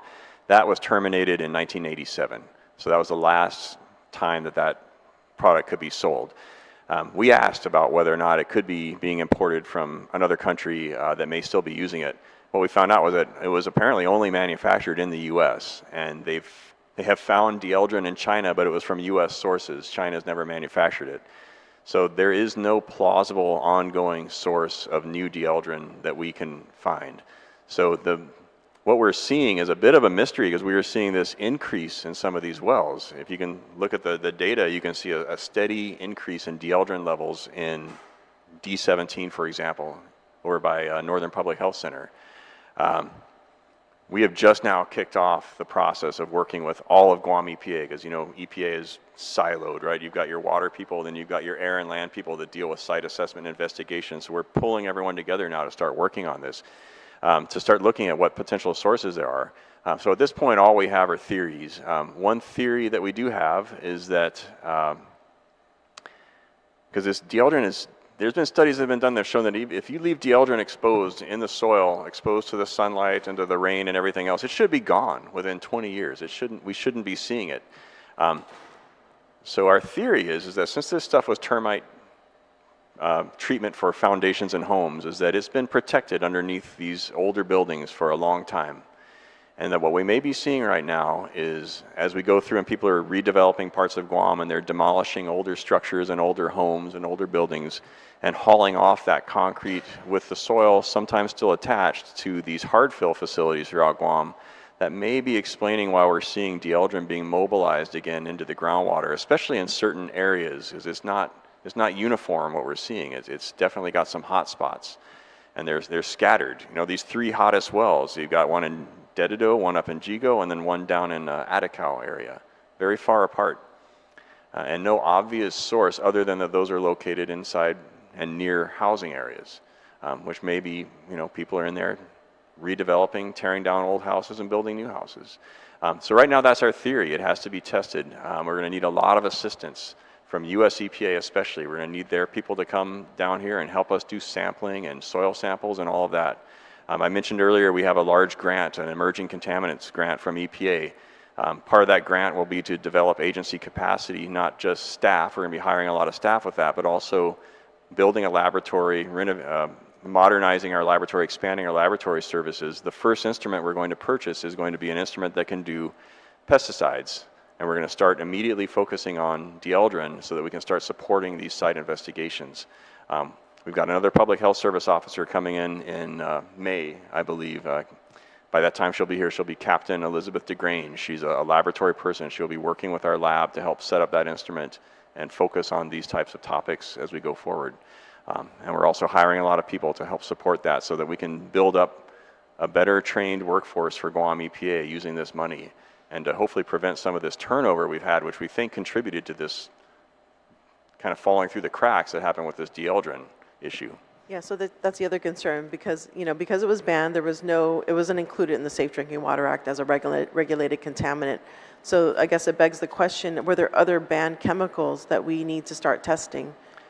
Yeah, and that's exactly what I'm getting at with this, this emerging contaminants grant. We are going to build an emerging contaminants program with staff that are looking for these kinds of things, that are knowledgeable and well-versed. Hopefully we can hire some of Nate's graduates. That's my goal, to get people in there that are well-trained and well-versed, especially in Guam's environment, so we can get them to start looking at these things and have those open eyes to catch these as they come up before they become a problem, before they become a regulated, before EPA steps in and takes action. So dieldrin was used as for agricultural purposes. Is it possible that it was stored in a container and that container is just breaking down and that's why it's being dispersed? It seems that the primary, we don't know what the use is on Guam, if anyone uses it for agriculture. The agricultural uses I've seen for dieldrin are very specific, like cotton, for cotton growers and such, and for corn. Maybe someone in Guam used it for that. I think it's been mostly used for termite proofing. I think that would be the most common use, but we don't know exactly. We have to do the investigation work on that. Deodorant has shown up in some of the site cleanups that have been done around the island in the past for formerly used defense sites. So we need to do more investigation to find out specifically what deodorant was being used for in those cases. It was not the target contaminant in those cleanups, so it wasn't given quite the level of attention that other things such as chlordane and the other chlorinated items that we know about. So it wasn't flagged as a chemical to be concerned about when they were doing the Superfund cleanup sites or the formerly used defense site cleanups? I don't know. I can't answer that question. I know that it was measured because when we talked to the EPA toxicologist that we're working with, he was aware of it from those previous projects. It was probably measured when they did their cleanups. I'm sure that they followed, for cleanups they have a different standard. They have these environmental screening levels, so they would have had a screening level set for that based on these risk numbers, and they would have cleaned it up to that level. Okay. In soil. All right. I think those are my questions for now. I'd like to open up the floor to my colleagues. Senator Duenas, on the topic of Dildren. Yes, Masi, Madam Chair, just a clarification. I got a note from the company that is working with the recent certification of microfilter. It is on the treatment side, so you may want to look into that because it's very effective, commercial as well as household, and they are doing the studies on prevention, which would be contained vessels, which would be in place of septic systems. So just wanted to put that clarification out, but also that this sounds to me now, because there's so many studies and so much information that still needed to be gathered, we should be working harder then on the treatment side. Don't you agree, Miguel? I mean, if we have systems right now that already we can install that would remove PFAS at a commercial level, would that be something GWA would entertain? I'm sorry, are you talking about on the wastewater side? No, on the drinking water side. If there are treatment systems that are out there, we're looking at every potential treatment system that's filtration. applicable. Yeah. Okay. So I wanted to put that on your radar because it sounds to me like until we get to the bottom of it, I mean, we're assuming culprits. That's all we can do right now is put it out as an assumption because we don't have the data. That's already been admitted clearly here this morning. So we may as well, for all of our people now, be very clear on what we're doing on the water treatment side. If the act that was passed is required and additional contaminants are identified, well, then additional treatment is going to have to be identified, and not necessarily attributing to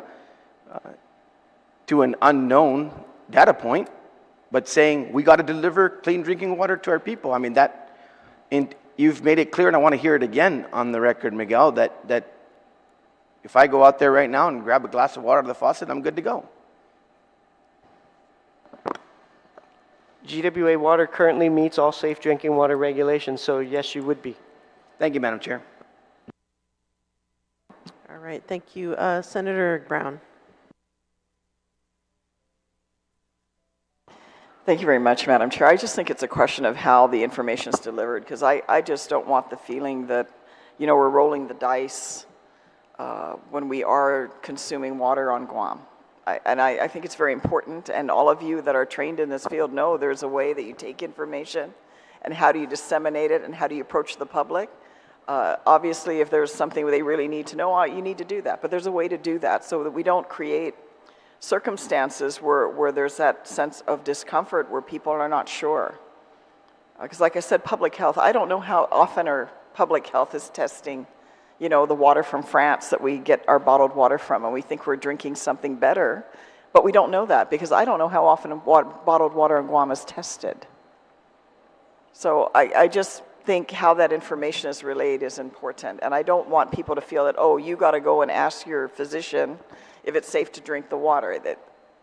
That just isn't right. And I understand your point, but I think it's maybe how it was relayed that created the concern, because our collective job is to make sure that we have safe drinking water for our people. And if it's not, how do we relay that information? Because I don't like the opportunity for distrust that creates. People have enough distrust in the government as it is. We have to have some sense of reliability about what we're doing, particularly things that we need, that are necessities, that are not luxuries that we we otherwise would want to consume. So I think it's important how that is. I mean, this is an unregulated chemical. You guys are going to study how to do that, whether or not it's going to be added to the list. Then, how you relay that information is, and the second round you relayed it was very good.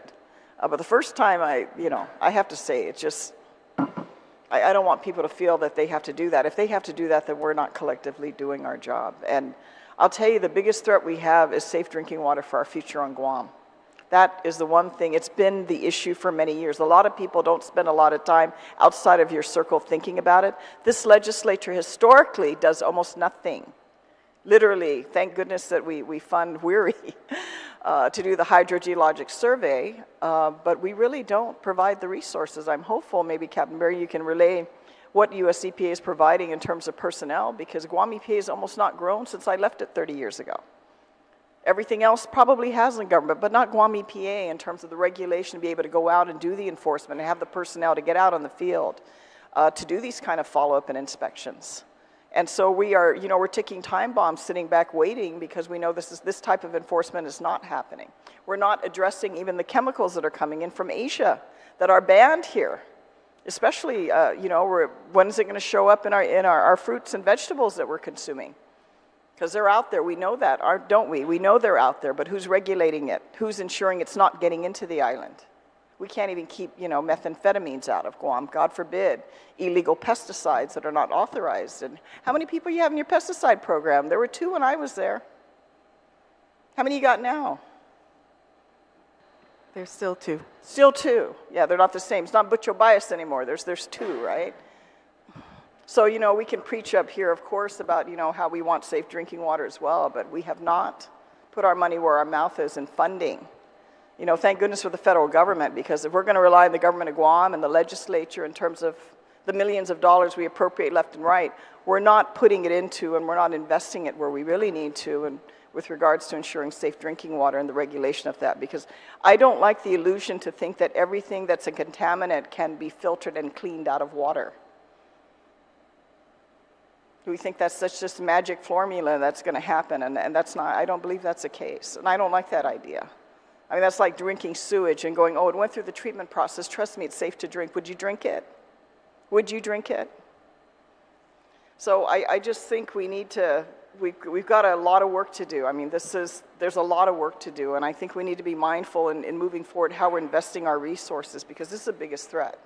Worldwide, the availability of water. Live in California and these other places where we're driving around in our convertibles and living it up. And yet our ability to survive down the road, where are we going to be 20, 30 years from now if we don't have water available? We already see where that worldwide drought is starting to come into place. So, you're our biggest investment that we need to make, and I hope certainly in this upcoming budget I'm going to try. I'm trying to get the little park rangers out there to get them funded and get them overtime so we can be safe in our parks. I certainly want to continue to advocate for Guam EPA. But I wanted to ask you, you mentioned that you're going to be able to get additional grant funding from US EPA. Can you elaborate on that? Because I think that's good news. We would like to hear about that. Sure. We've received it's called the Emerging Contaminants in Small and Disadvantaged Communities Grant. It's under the Bipartisan Infrastructure Law, and it amounts to a total of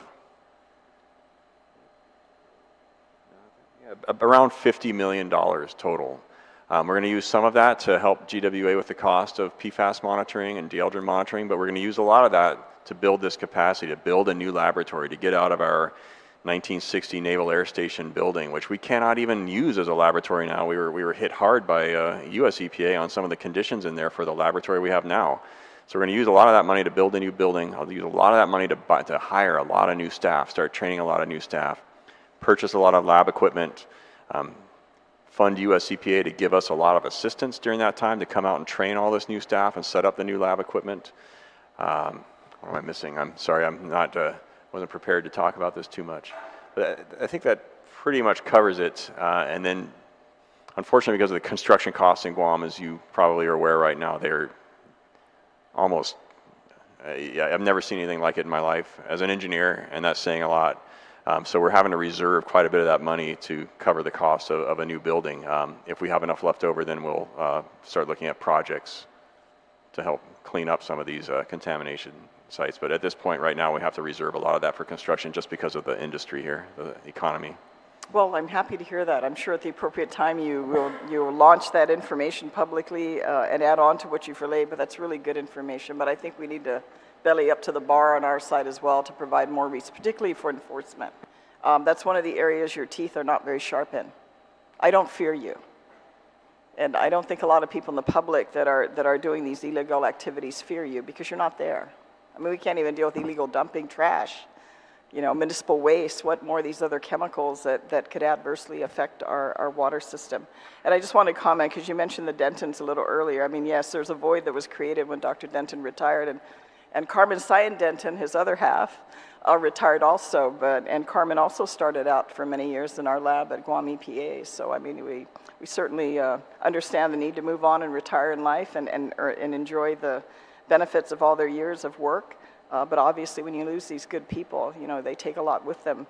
More the reason we have to work on ensuring, as you continue on, the legacy of Weary as well, that we have young up and coming to take over those positions and absorb the knowledge that they've gained and be able to pass it on, so we don't have these voids, because we can't afford them moving forward. So, but thank you, and thank you. I'm not really trying to be hard on you, Mr. Berdalio. I mean, I know you're working very hard with what you do.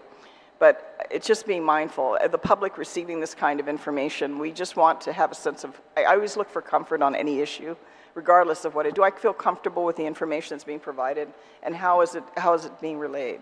And even though right now we're saying this is an unregulated chemical, again, it's how we project that information to the public. I know a lot of time and effort is placed in training people that project to the public, how do you go about, particularly information that may be concerning. And you not control that. You don't know what's been thrown into the water system. You don't know what's been dumped on our island and you know, from previous activity and current activities that are going on out there. But how you consolidate that information, how you package it, and how you relay it. Because at the end of the day, we are relying on you and your team at Guam Waterworks Authority to ensure that we do have safe drinking water. So with that, I don't have any other comments or questions. Thank you very much, Madam Chair. Thank you, Senator. Senator Taitigui. Thank you, Madam Chair. I apologize for being late, but I was listening while I was at my other meeting, and it was mentioned earlier that you know, this was all happening in 2016 when they discovered more of the issue of PFAS, if I'm not mistaken, from what I was listening to earlier on the conversation.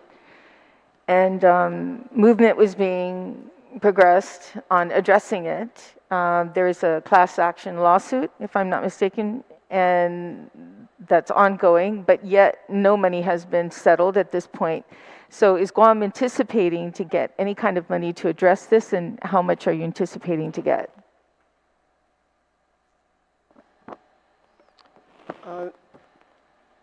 So we are participants in the class action lawsuit, and we do anticipate a portion of the settlement. I know the total amount of the settlement, or total amount that has been proposed for the settlement for one of the defendants is around $13 billion, which will go out to all the class action members. And the deadlines for how many members participate and how that amount will be distributed has not yet occurred. So I don't have a number for how much we may get, but I do know that we will get some portion of it based on the number of wells that have been impacted and the flow rates. It's formulaic based on the number of wells, the levels of PFAS in those wells, and the flow rates from those wells.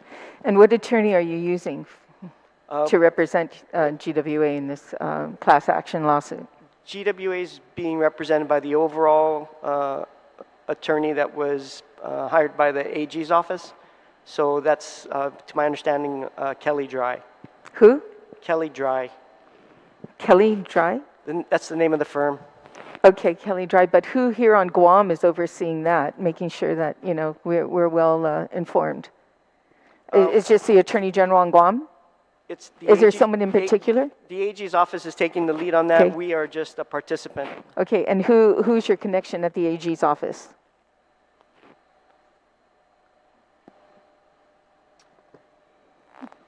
Prior to... Can you state your name for the record? And Thank you, Senator. Good morning. My name is Teresa Rojas, GWA Legal Counsel. So The AG's office was heavily involved in the litigation, and initially they were communicating with the special counsel on the multi-district litigation, and it was attorneys Fred Nishihara and attorney Jojo Perez. But there was some change and transition at the AG, and because the nationwide settlements have kind of taken separate courses, I really can't say certainly who is been in communication with Kelly Dry from the AG's office to date and since the new elected Attorney General has taken office. Why haven't you checked this out? Well, why haven't you been on top of this? I mean, the worst thing that could happen right now, because according to you guys, it's going to be $64 million that's going to be needed to address all the filtration systems if you were to put it on every single well. Right now you have 90 wells that are over 90 wells that are up, 34 that are down, and how many, you have a certain amount that have these filtration systems, but in order to have all these wells safe, someone mentioned earlier, it would be about $64 million in order to have this system in place. That's what I got. So my concern is dropping the ball, which Guam is notorious for doing because we're not staying on top of it. That's why I want to know who's your connection at the Attorney General's office, because I'd like to talk to him personally to find out where we're going. So we are on top of it, and we are in conversation with Kelly Dry directly. On a weekly basis as we move through the settlement process. With your attorney then. So basically you're using your attorney to keep that connection instead of the Attorney General's office, right? Well, because the nationwide settlement that's in play is strictly for water providers. And so the monies that will be dispersed will go directly to GWA.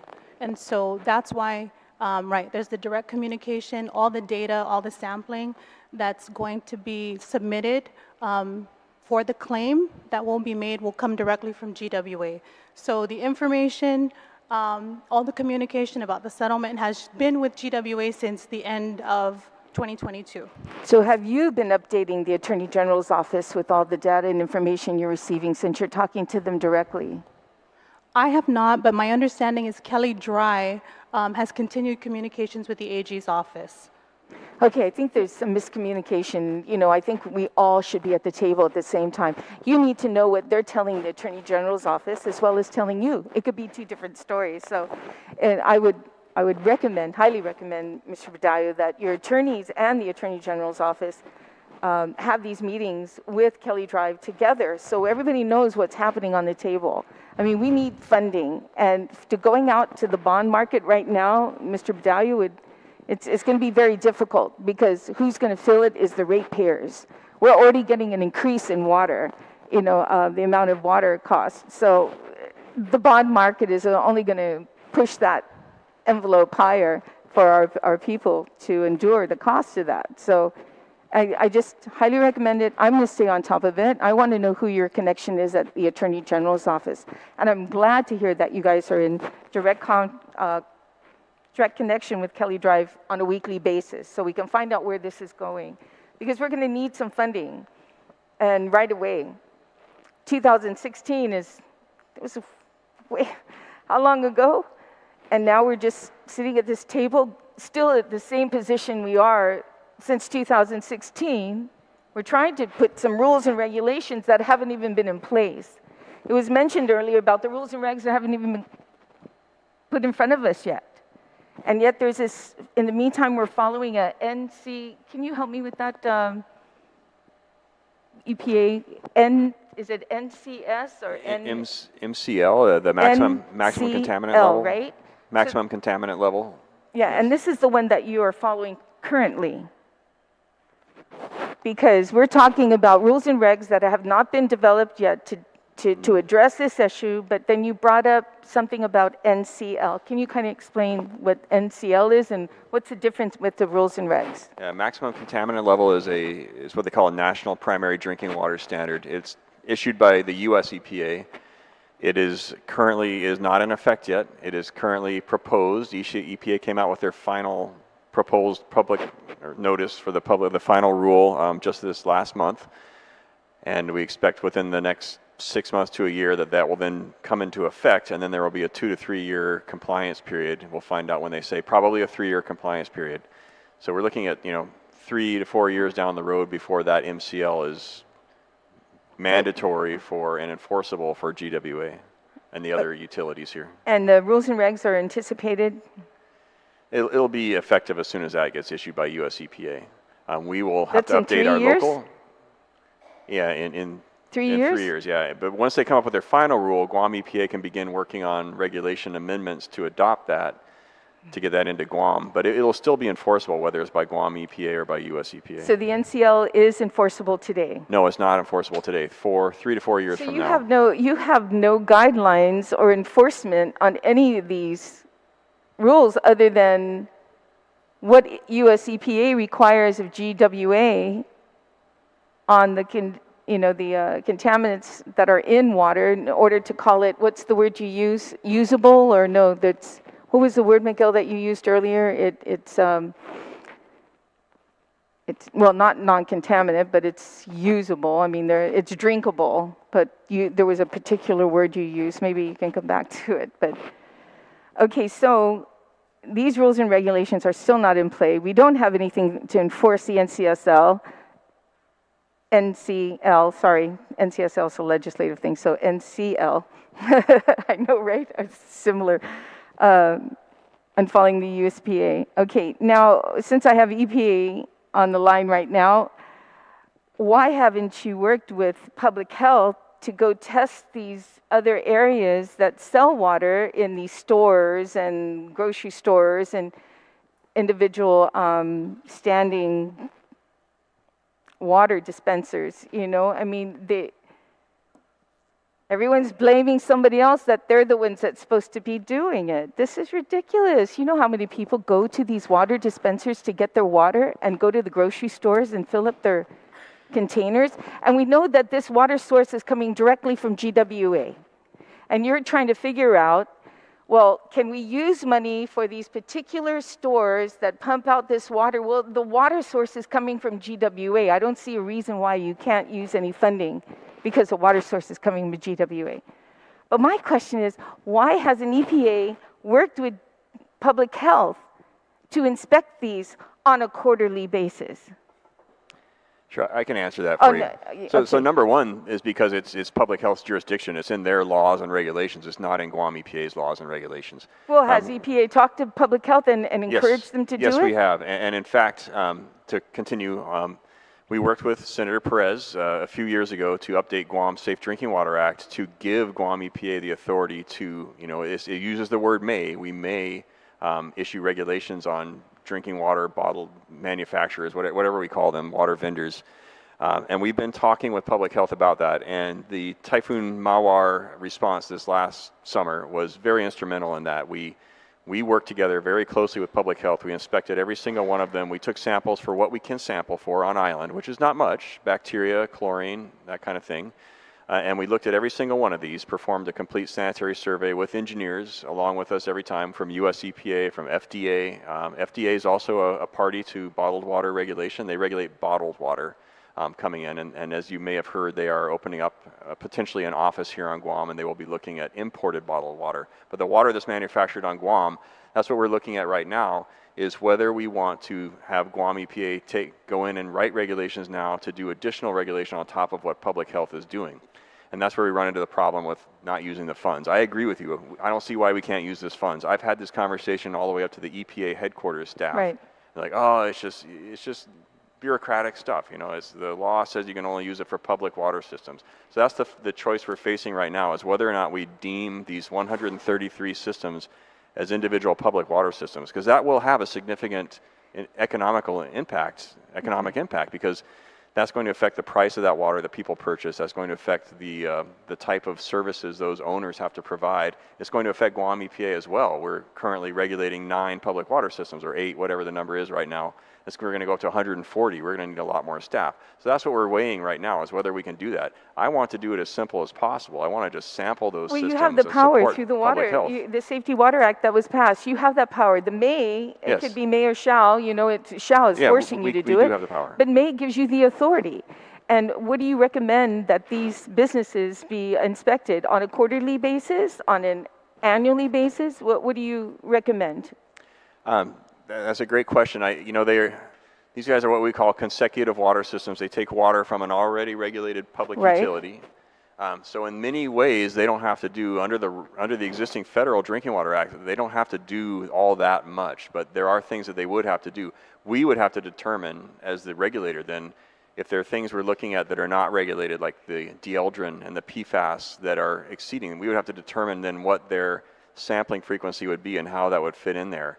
I don't have a quick answer for you, but I would say that initially you would do something like quarterly samples for a year or two to see how they're working, and then figure out a way to require some sort of sanitary surveys. That's the one big thing that's lacking right now in our regulatory scheme of these bottled water systems right now. Did you mention it was 140 establishments that deal with these?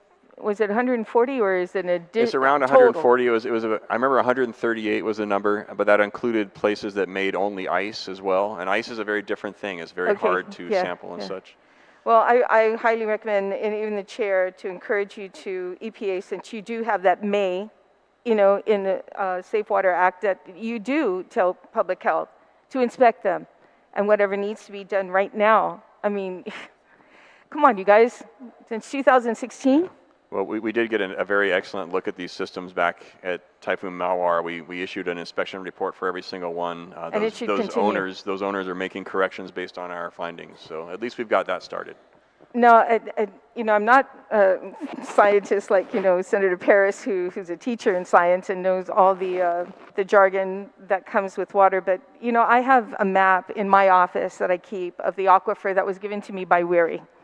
It's up on my wall. It's constantly there. And I look at it like a bowl, right? And underneath it's all, where water goes through the limestone and is filtered and goes into this bowl. And then I see all these wells coming up.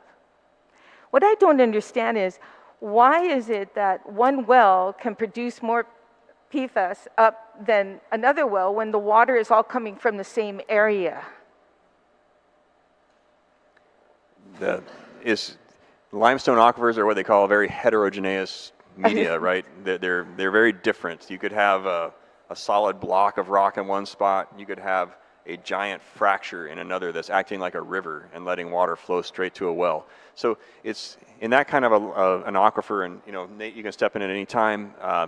You see widely different results in wells in a small area sometimes. So you can, when you model them, it's tough to do that. You model them on an average kind of thing. You're just assuming it's like a big sponge, but in reality, you have all these strange things that are happening that are sending water in different directions, and that's why it's very difficult sometimes to predict what can happen. And sometimes you see some very surprising results when you monitor where contaminants come up versus where you would think they would come up. So if we're shutting down a well because the contaminants are so high, it doesn't mean that the PFAS is just going to stay there. It's going to travel. It's going to move somewhere else. Is that correct? Yes. Okay, so we're closing this down knowingly this is highly contaminated just so it can travel to another well. I mean, this is really scary, you guys. I mean, we should have been addressing this a long time ago. So my concern now is like Hagatna, the airport, and Chalampago. There are high concentrations in these areas, right? I mean, that's not even in Derrida. We're talking about these areas. Now, we know that there's surface water in the south. So are we saying these areas also connect to the aquifer, the north? No. Okay, so it's a different water source, right? Yes. Okay. Miguel, when you get a well that has contaminants going through and you shut it down, right? Whether it's from the aquifer or whether it's from water surface water. The other pumps, do you add more chlorine to these pump stations for certain areas? Because I could tell you, Miguel, you used to live in Floripago. We had a high concentrate of chlorine in that area. I mean, your faucets would clog up after, 3-4 months because of so much, grid in there, and a lot of it's like chlorine. So is Waterworks compensating any contaminants by adding more chlorine to the water? So just to clarify, in the areas that you're talking about, specifically the Chalampago areas, there is a high concentration of hardness, which is calcium, and that is a result of the production wells in the area being located in a formation of limestone, and Dr. Habana can clarify, that is maybe softer, a little dirtier, just as a rock formation, so more calcium comes out of the water when into the groundwater when the rain hits it, and that ends up in our wells. So that is what you're seeing in your faucet. The chlorine levels that we add at the source are to provide proper treatment and then to maintain chlorine residuals within the distribution system to ensure that when it reaches your tap, it's safe and free of biological contaminants. So we don't add any more than is needed to maintain those residuals. But the addition of chlorine doesn't necessarily equate to the hardness of the water, which is more a result of the formation that the well is located in that supplies water to that location.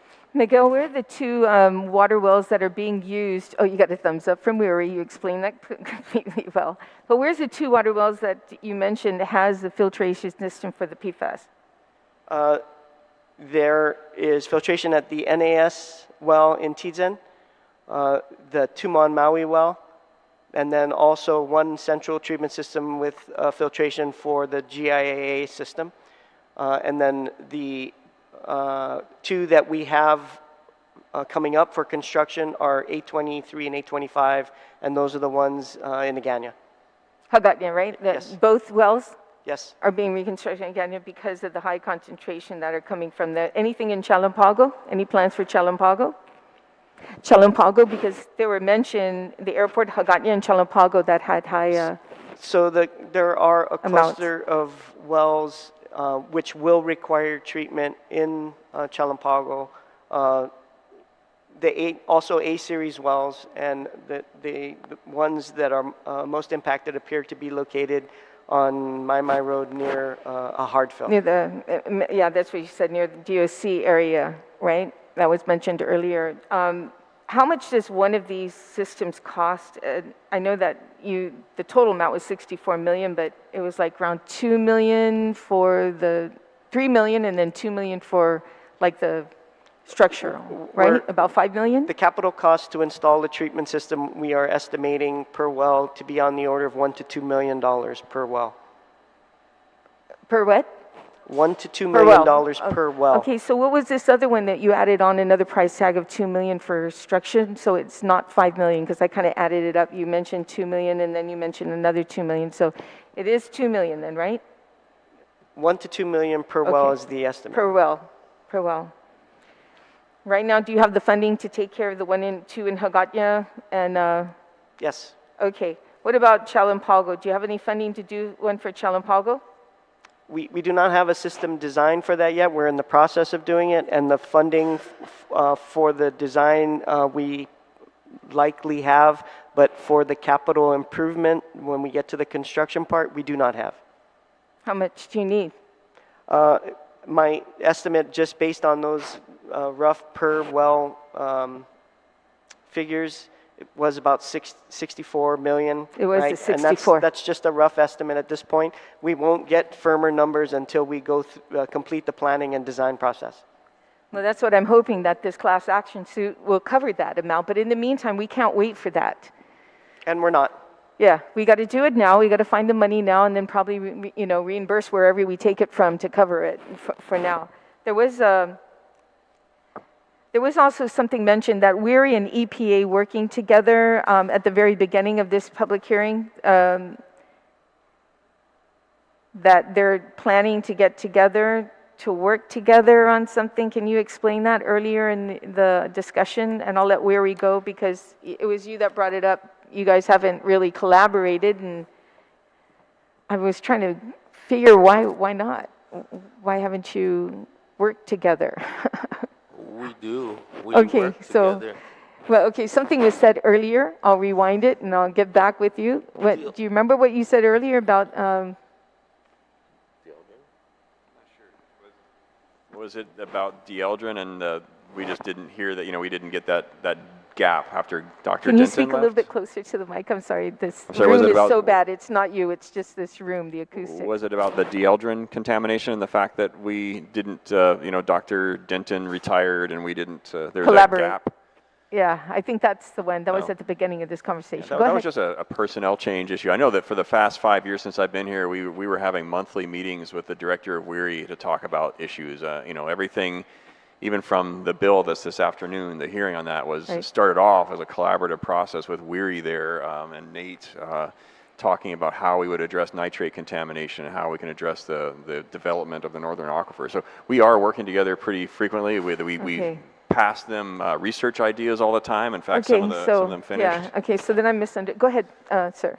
When before the whole PFAS situation, there was the PCBs, Dieldrin was coming in, and a lot of the popular stuff that we hear, MTBE in the past, and then suddenly when PFAS came in, the whole thing got smothered, even nitrates. PFAS just took over, and Dr. Denton jumped on the PFAS because it was such a hot issue at that time, and right away, at that time, Angel Marquez was the chief engineer.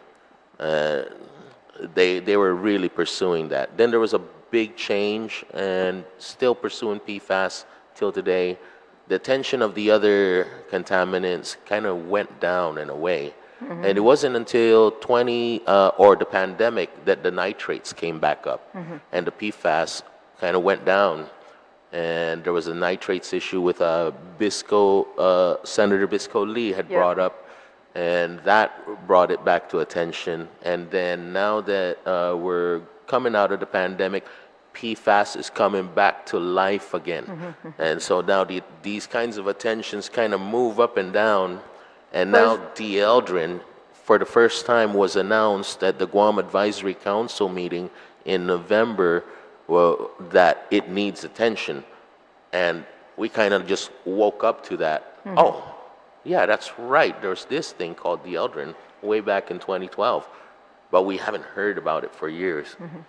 Do you have a regular meeting between yourself, WERI, EPA, and GWA? Do you have and most especially, the representative from DOD? Their science, they're individuals, they're specialists in the field for this. Yes, at that time we had Dr. Jensen, who was our director, who was leading all the executive committees. Meetings. And then he would talk with us as well, but we were never really present in those meetings like we used to be. And that's one thing that was very important. That's very important for the whole faculty of WERI to be a part of all those meetings as well with the executive level. So should anything happen, or at least it fell on some ears that we had some attention to it, and we could even follow the history of what had happened. Who takes over, who takes control on ensuring that Miguel, yourself, EPA, DOD gets together and meet on a regular basis to discuss the issues? I'm sorry. We're now in a reset. We have now a new director, Dr. Yuming, who just came in, and we have spoke with Miguel just recently. There was just a quick transition again from Ross Miller, Dr. Miller, to Dr. Yuming, and we finally found ourselves needing to meet each other again. And now it's trying to understand, okay, we were faculty, but now we're, elevated to fill these shoes of positions of our new directorship. There's a new communication that needs to be brought together.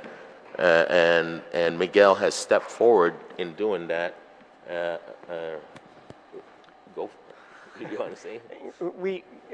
We have had the new director at WERI for a short time now, but I've already approached him about resuming the regular monthly meetings that WERI, Guam EPA, and GWA have been having.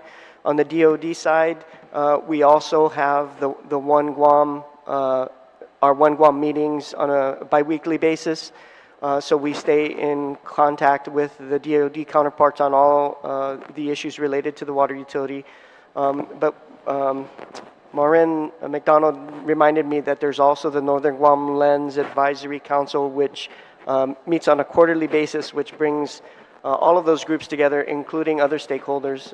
And those, I think we're having one meeting upcoming, Yes, right, this month. that one is headed Okay, by well, Vanji Lujan.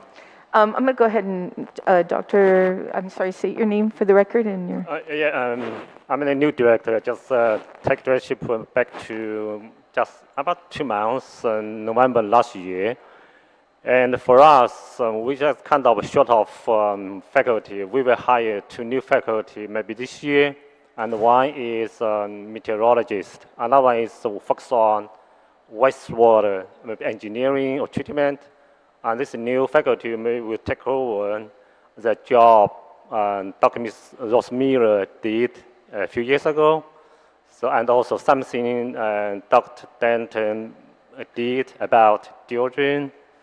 And we have another faculty, Dr. Barry Kim, and he's doing something about PFAS, and also he can do something about deodorant. So I did something about water quality back to 10 years ago. Look at the deodorant also about 10 years, more than 10 years, from 1996 to 2009. For that period, I don't think we had bigger problems with deodorant. And look at the trends of deodorant from 1996 to 2009. But we have a problem with chloride. So I have done research on chloride for the last few years. Yes, we're gonna go to that topic. So I'm done. But I just want to reiterate what I said. You know, I'm looking forward to seeing what with the whole Kelly and Davis group, you know, and following up with the Attorney General. Who's your point of contact at the Attorney General? I'd like to hear, Miguel, I'd also like to see a timeline to get that, utilizing $65 million to get everything up and running on the infrastructure on these most needed, desperately needed, life-saving, because life-sustaining. I mean, we got clean air, but without water, we're still doomed. So I'm looking forward to seeing a timeline, you know, of how you're going to make this happen and make this happen as fast as possible. We've got emergency procurements that we've processed through this body to expedite things. So if we need to do that, we'll do that. And then I'm also looking forward to seeing what you're going to do at EPA with public health and pushing forward on those inspections to those water dispensers areas, those stores. That really needs to be done. I mean, a lot of people go there, over 130 facilities right now. It really needs to be monitored. And I thank you for the opportunity. And I also thank you, too, for all your hard work. But I just really, come on, 2016, and we're still sitting here and twiddling our thumbs. And he's supposed to do that. She's supposed to do this.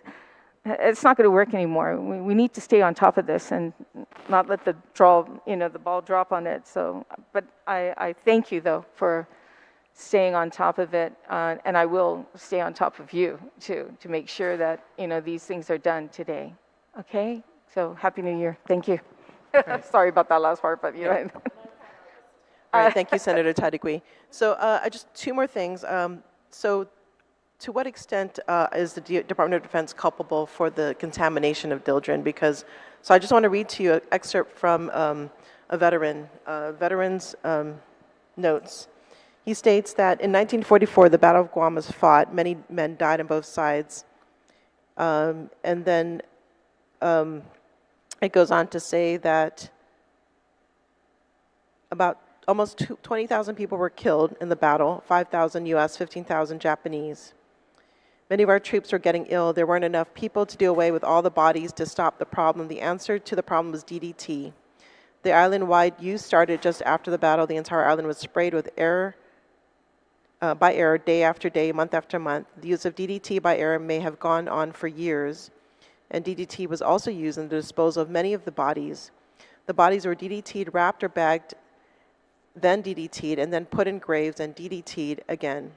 DDT wasn't the only insecticide being used. Another insecticide used was dieldrin. DDT was used on Guam until it was banned. And there were other pesticides being used in this time frame as well. It goes on to say that, dieldrin has also been found in burn sites, and it was used alongside Agent Orange, which is also known to be here. So when you're talking about how that it suddenly increased, and they tend to be around areas where hard fills are located, you know, it's a good guess that perhaps it's a product of the buildup, right? Because they're destroying old buildings. They have to divert the construction debris. It ends up in these land hard fill sites. So I'm just thinking, is there enough documentation at these hard fill sites to know where these items that may have been contaminated from dieldrin? And is the military buildup a part of, is this an impact of military buildup?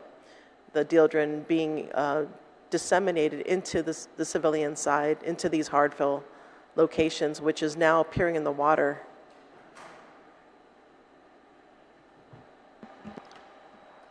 So in preparation for this oversight hearing, we tried to gather the information.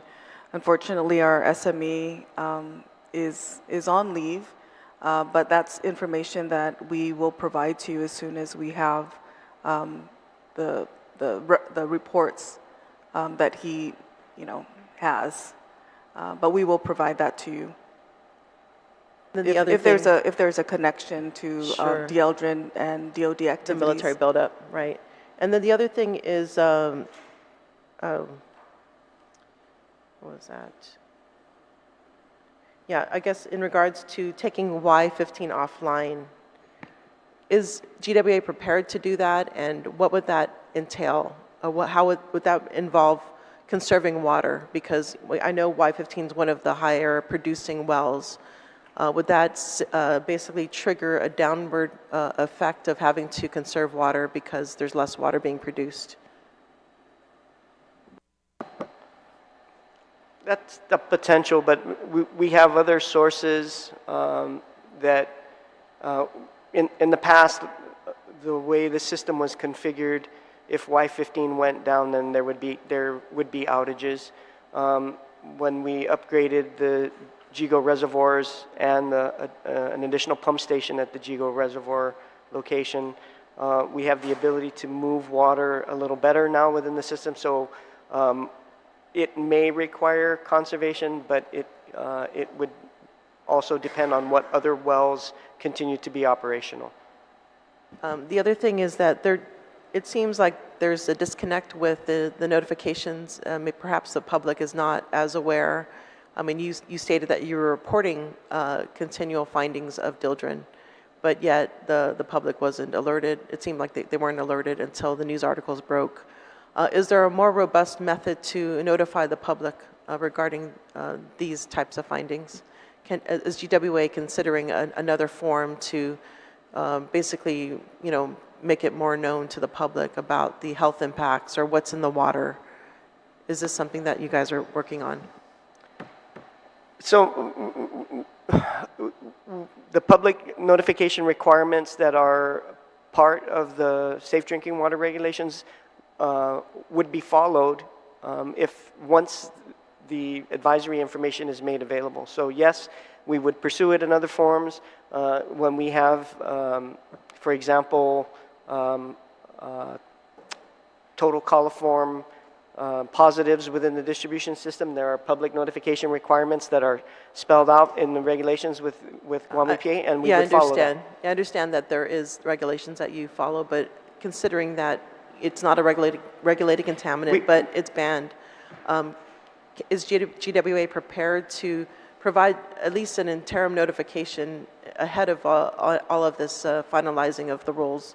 I'm not saying that we would wait until the rules are finalized. I'm saying as soon as the correct advisory information is provided to us, we would do it immediately. Okay. So we don't intend to hold anything back. We just want to make sure that what we put out to the public is correct and approved by Guam EPA. Okay, thank you, appreciate that. So, yes, Brian. I just wanted to add, because I know that was a question that came up, especially from you, Senator Brown, that is what the interim action level that Guam EPA will be providing, will provide that language. It will be a much more direct communication to the public, and that's what we're working on with EPA Region 9, because like you said, we want to work with the professional risk communicators to make sure we get that right. Obviously, we're meeting in public right now, so the word's gotten out, but we were hoping to get that more professionally refined by people that can do that in a more skilled manner and than we're we could expecting right that, here. We're expecting that within the next week? I believe so. We're trying our best. Okay. All right. Thank you. We're going to move on to the third item, which is saltwater intrusion. So as you know, islands are very fragile ecosystems. The water that we have is for us to use as well as to protect. If we damage it, we may irreparably damage it if there is, saltwater intrusion, as we've seen in other islands. And so I think it's really important to get an update to see the salinity levels, which is often the indicator of over-extraction of our fresh drinking water. So I would like to turn it over to Dr. Nguyen for his presentation. And I believe we have a PowerPoint.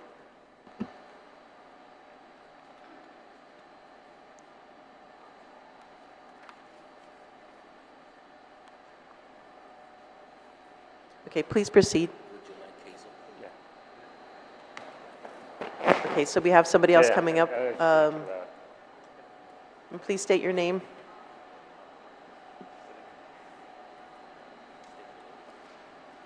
Hi, my name is Hazel Ko. I'm a graduate research assistant at the University of Guam, and I work at WERI. So my research and my thesis topic is on the chloride concentrations in the Hagatnya, Jigotuman, and Finagajan basins. So, next slide, please. So I look at the chloride concentrations given to us by GWA, and I've graphed for the three basins, the wells over time. The QR code links to the technical reports that are written on the WERI website in case you're interested in looking at any of the graphs or any of our reports.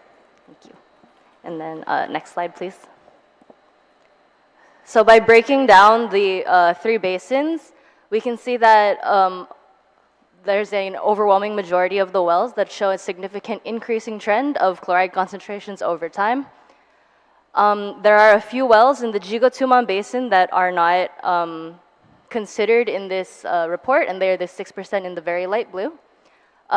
These wells are the Tuman Maui well, which is a horizontal well. They are not susceptible to saltwater intrusion, as they only take fresh water from the surface of the water table. And the other three wells in this basin that are not in the study are the Guam International Airport wells, because we were not given enough data to graph their chloride concentrations over time. State what years, what is this time span? It's from the inception of the wells, so the earliest well data that we have starts in January 1973, and it goes all the way to December 2022. Next slide, please. So we have, I categorized the wells based on the NGLS, or Northern Guam Land Study, recommended maximum production rates.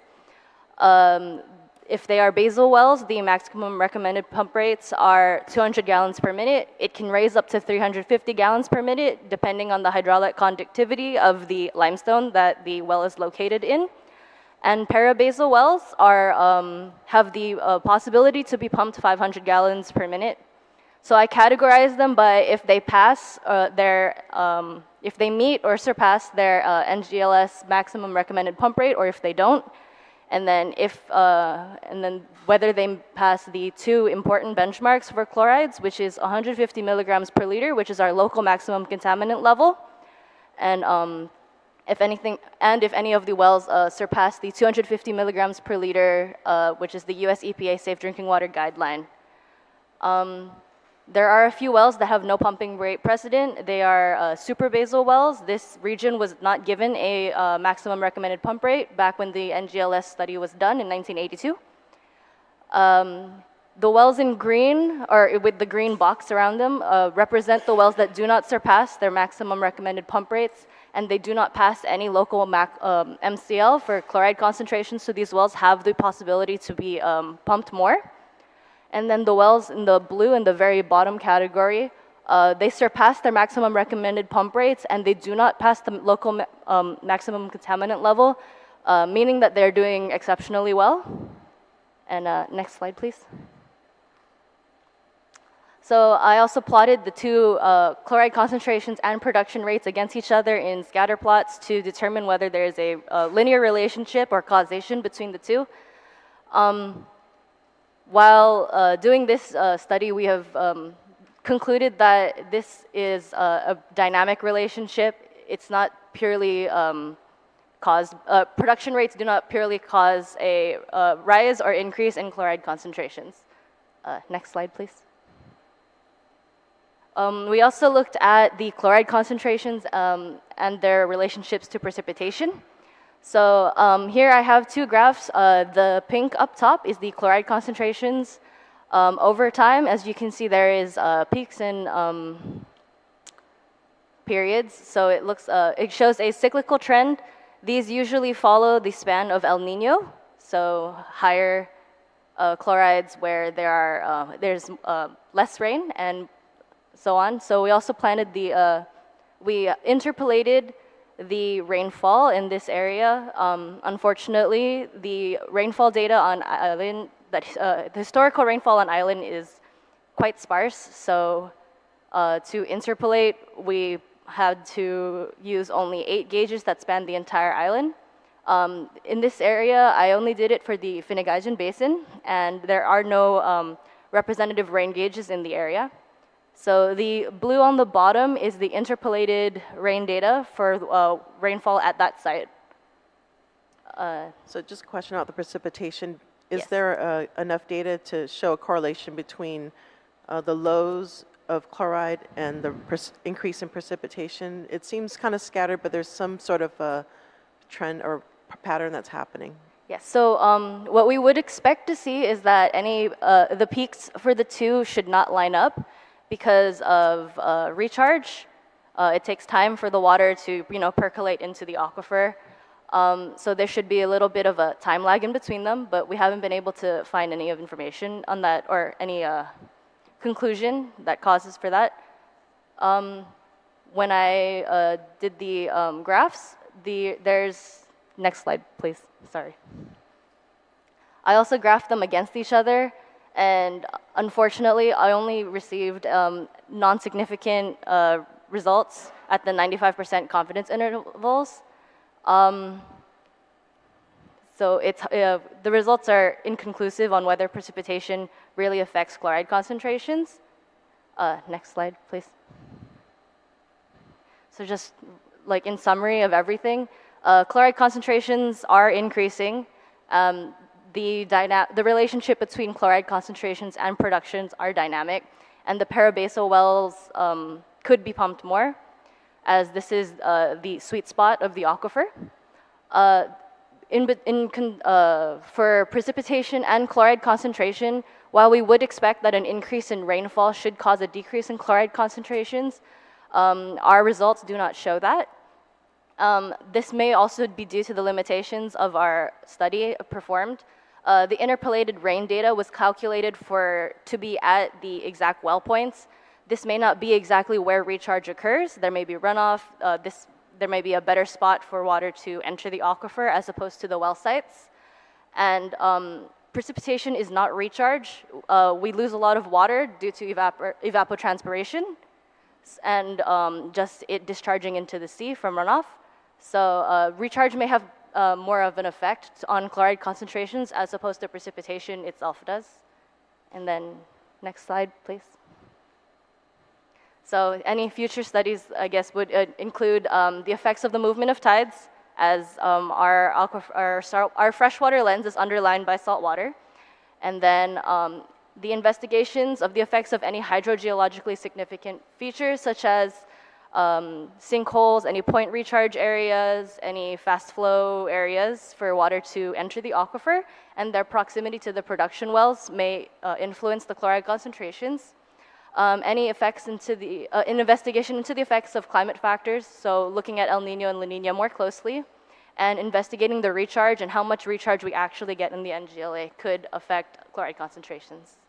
So that's it, thank you. All right, thank you. So recharge, are there studies to correlate recharge with development? I'm not sure, sorry. So like, you know, runoff is one of the reasons why we can't recharge, we lose the water. Are there any studies that where he has done, maybe this question is for Dr. Mano, have there been any studies regarding recharge of the aquifer in relation to development? Yes, we believe there's a fast recharge and a slow recharge, and it depends on the intensity of the storm or the rainfall. If it's very low rainfall, that will go into percolation. But when you get something like an event like a typhoon, you're going to get runoff and move to these depressions, and those are fast recharge routes.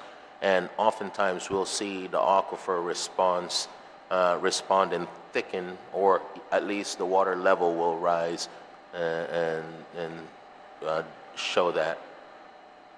So I do also have a few slide presentations. Yes, we're going to put that up, but if I can just kind of follow up the question, because in regards to when development occurs, there's a lot of impacting of the soil, which reduces the chances of recharge. Has Rui studied that? The soil, you mean like how it plugs up the recharge? Yes, so with development, like with more building on top of the northern Guam Lands aquifer region, are we seeing, has there been a study done to show that correlation? I mean, common sense would say that, but is there evidence to kind of support it?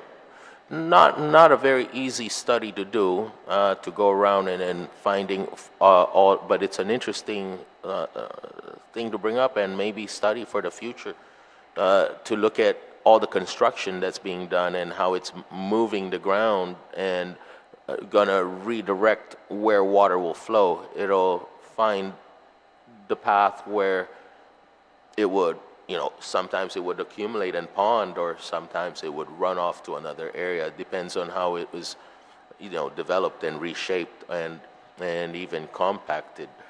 But usually water will find its way some way or another, or evaporate back up to the...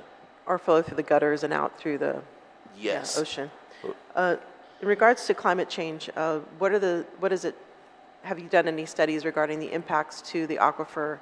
And are we expecting less with climate change impacts? We don't have a meteorologist right now, but we have been talking with National Weather Service, and again, I'll have a lot of slides on that, on more focused on El Nino, because it's more significant and recognizable and is an occurring pattern that we see when El Nino Oceanic Nino Index rises and we get something like a strong El Nino. We have evidence from decades and decades of how that pattern works and what that figure looks like and what we expect and can predict from it. Go ahead and proceed with your presentation. Yes, please. Thank you, Ms. Cole.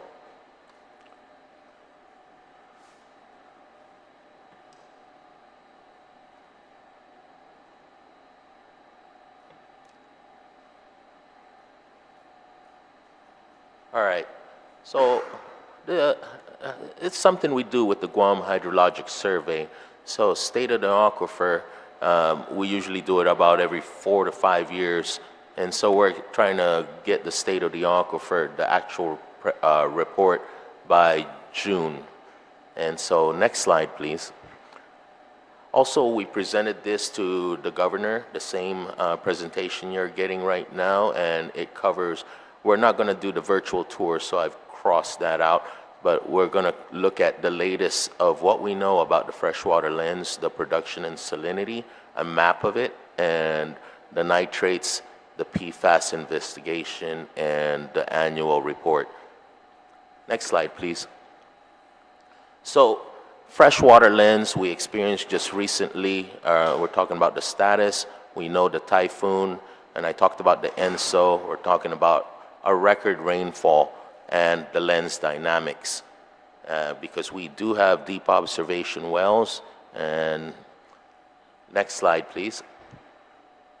So when we're talking about the freshwater lens, there's a big, one really known climate event we like to watch for is the El Nino Southern Oscillation, because it moves where the convergence zone will be, depending when we're in a strong El Nino and how it impacts Guam. One of them is rainfall and storms. The other one is the tide, so that's the lens position. So we can see here the way this graph is and how it's affecting our freshwater lens in terms of position and recharge. El Nino has a big, plays a big role in that. Next slide, please. So we're looking at, up there in the chart in this year, or last year, right around May, we saw Typhoon Mawar come in.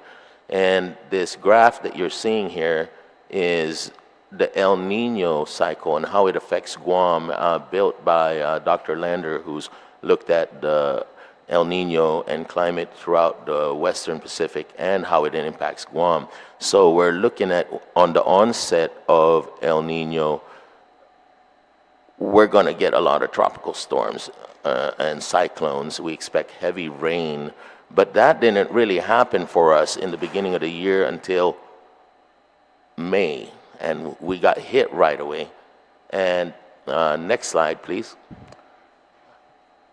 And here's the El Nino. It kicked in a little bit late for an onset, and so we were expecting, we were surprised that, okay, so does this shift the whole graph?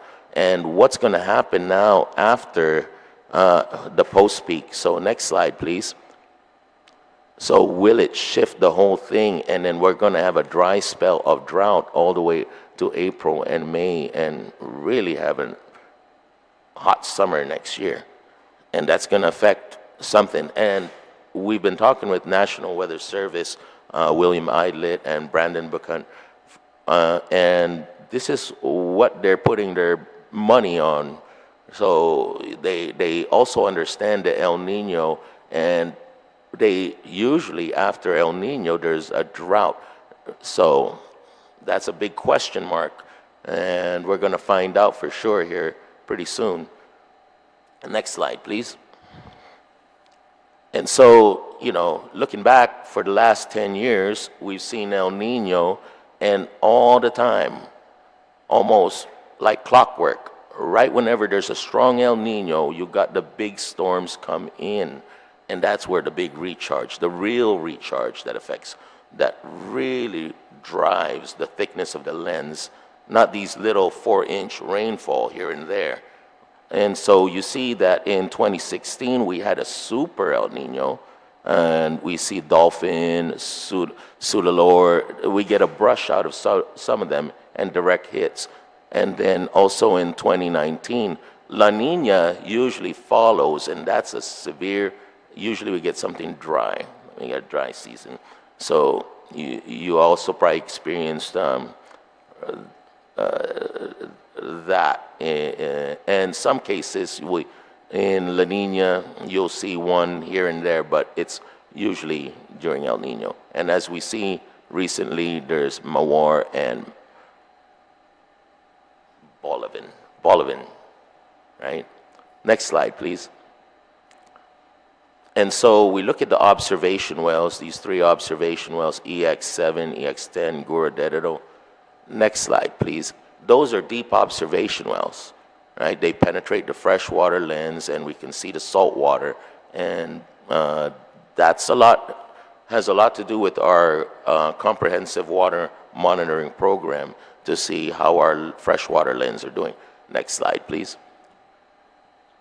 And we've been able to characterize our conductivity and depth data, and defined what fresh water is and where salt water is. Next slide, please. And so we look up there. If you see the yellow, it's very small here, but to the left, the first yellow part, that's at a strong El Nino. That's somewhere in 2000 where, excuse me, my throat's drying up.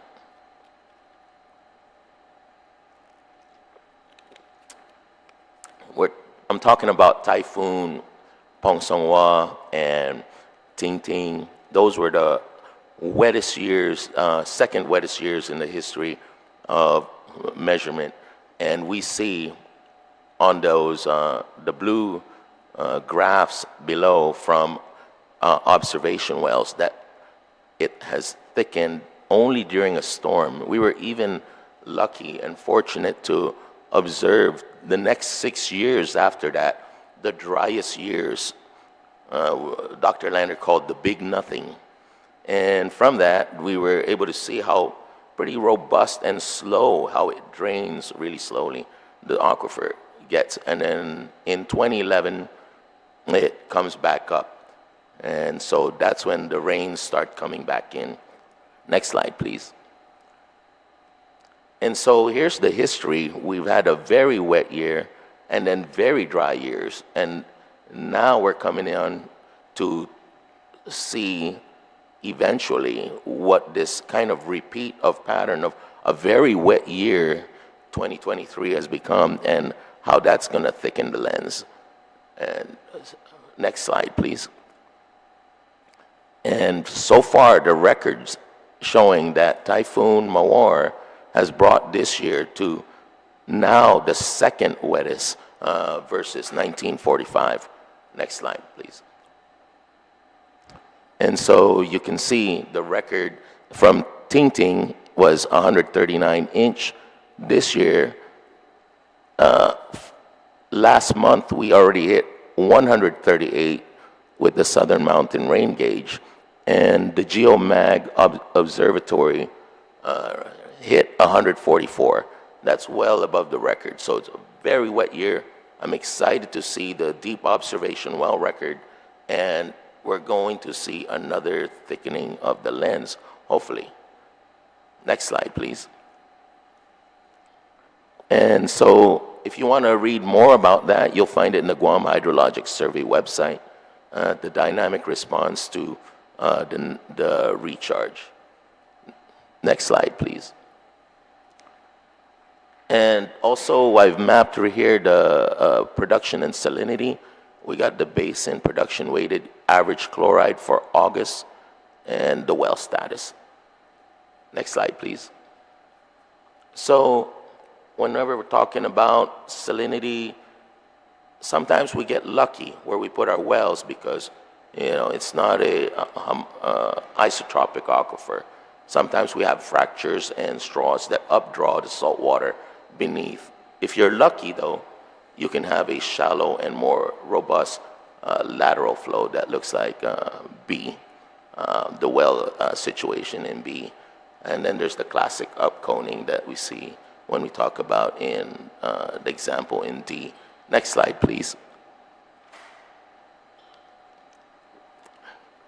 So as of August, I was looking at the data, and we're going to look at each one and the state of the aquifer.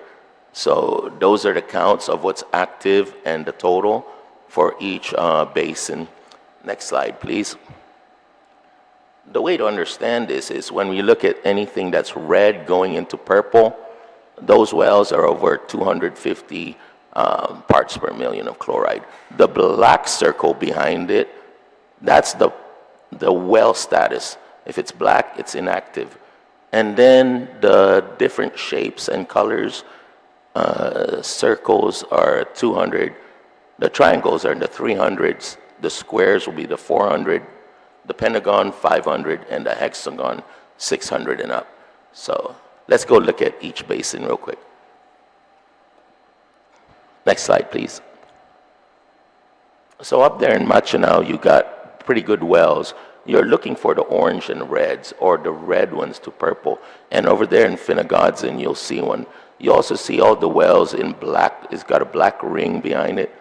those are the wells that are inactive, and there's quite several wells that are inactive. So the ones closer in this Finnegodson area, it's always been it's pretty bad because there's a fault there, what they call the Pago Adalup, not Pago Adalup, but the Puga fault. Next slide, please. And again, you can see over here, pretty good wells all throughout the dead of the wells. You don't see any of the red, just like you see in Finnegodson. And most of them, some of them are pumping way up there. You can see the Tumon Maui well pumping at over 500 gallons per minute. Next slide, please. You can see there's the wells that we're talking about. I like to call them the PFAS wells now. They're off. So you know them as A25 and A23. And then the wells over here at the Chalampago, Dero Road area, that one cuts through. There's your bad boys, always at that Hagåtña area, that we're deciding to kind of separate this region, not as a whole Hagåtña basin, and put a new basin line to it. Next slide, please. And call that the Pagu Basin. So that's kind of divide that section from the good wells that are on the other side, at the Hagåtña side. Next slide, please. So we're looking at now the years and how we've been pumping and the weighted average chloride, and I've charted it here and where we've gone. You can look at the Manila well, M9. I've highlighted it yellow. It's increased in chloride. And in the Tomhom Basin, again in yellow, that one's decreased. That's the Tumon Chigo. That's the biggest producer there. You got about 20 million gallons per day, almost half of all the productions in that basin. And then let's go to the next slide. So here's the summary. In 2017, we are missing data, so it looks like we're producing less. But the total million gallons per day, you can see in 2023 it had dropped because we know the reason why. Right? We were really turned off grid from that event.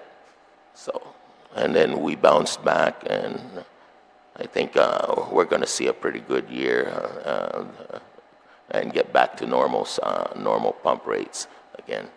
Next slide, please. So we have a lot of technical reports on chloride studies, including what Hazel's been doing lately, even all the way back down, all the way back to Miss McDonald's work. And it's all in the WERI website. You can check it out under our reports and publications. Next slide, please. Production and nitrates, another important thing about the status. Let's look at that, please. Next slide. Okay, same thing, except this time we're looking at triangles. Excuse me.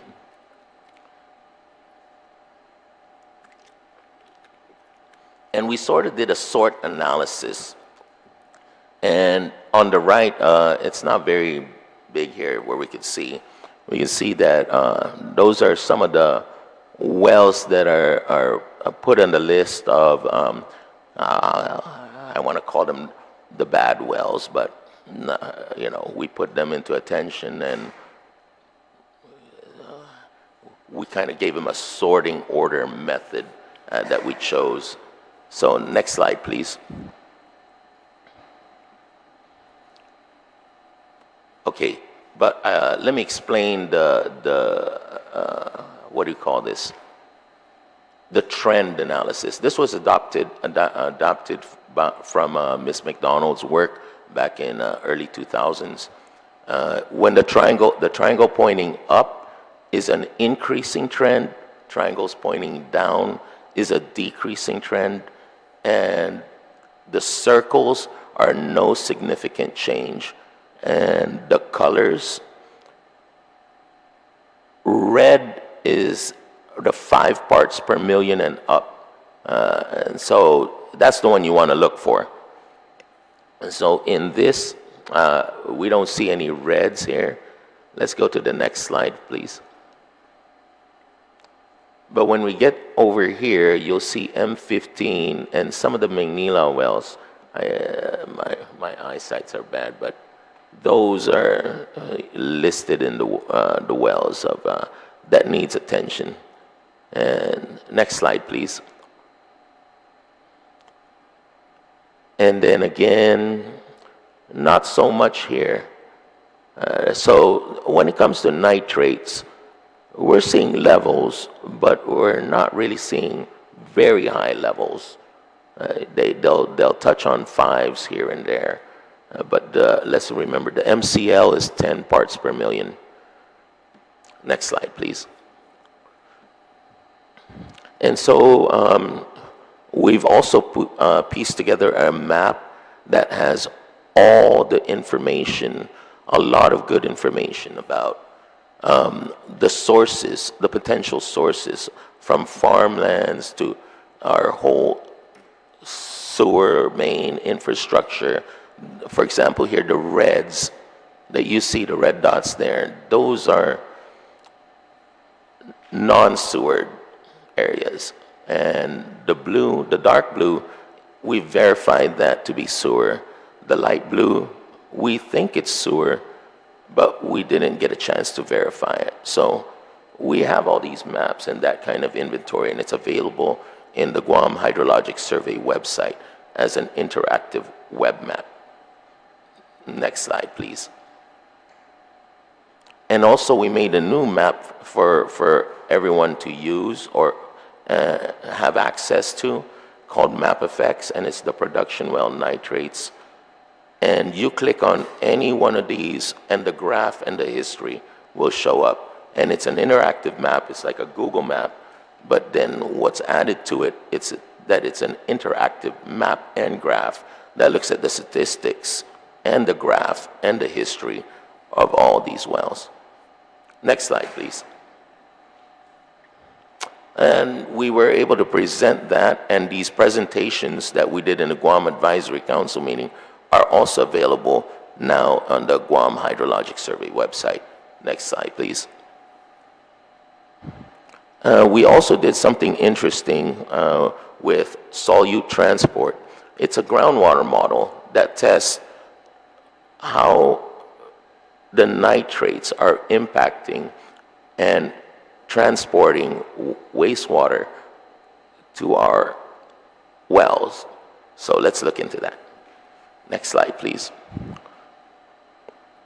So we built a model, we call this the Swamp Road solute transport model. And Ms. McDonald from GWA came up to us and gave us a scenario, because there's a plan to build this area over there. On the top right, you can see the parcels.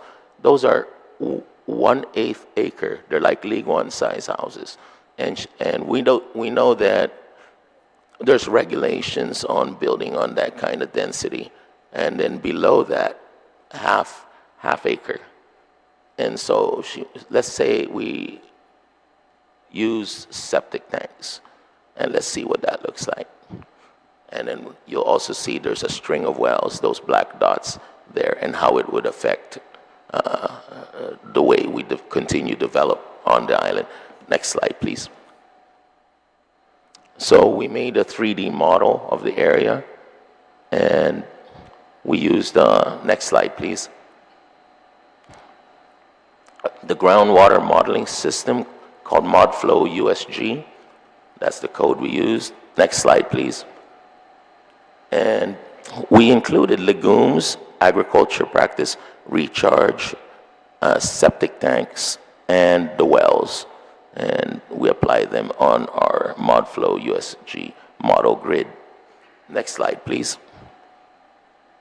So we came up with 4 scenarios. You have the agriculture, natural, and just the agriculture and natural sources. with the wells on. And then the third one is we turn on the septic tanks and the wells. And scenario 4 is scenario 3 with the new development plan. Next slide, please. So this is what it looks like with the legumes only and areas where we have sources of legumes. We get somewhere around somewhere between 2 parts per million, and that's without any septic tanks. And that's what we're seeing in the green is probably natural Guam, without development. Next slide, please. And then we did a difference with the wells on and with the wells off, and there's not much of a difference. So next slide, please. Now this is the actual system, and we had the assumption here was that each house had six family members or something, and using 60 gallons per day per person. So we used that kind of a scenario, and we were coming very close to the actual concentrations when we raised the concentration from the sources to about 200 parts per million. Next slide, please. So that's quite a close match with what we're actually seeing. It's pretty interesting. Next slide, please. Now we put the houses on. So just to confirm, so basically you did your modeling and then you compared it to the field test. Is that what you're saying? Yes. And you came pretty close. That's correct. Okay. So we applied it now to the new development, and let's look into that. Next slide, please. And so taking a close-up look, and you can see the 1,000 feet buffer that we like to think, and how that would affect the wells if we continue to develop with septic systems. And so, next slide, please. And same thing, but a different view. Next slide, please.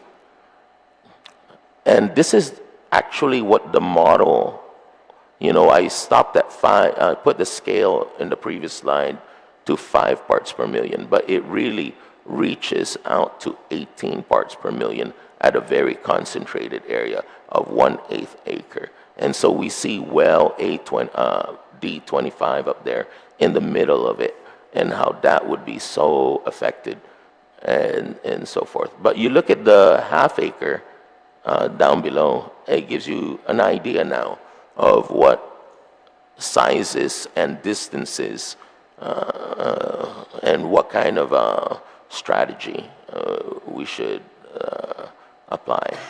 So for the first time, we're able to see something like this, and this is pretty, it's quite breaking. So next slide, please.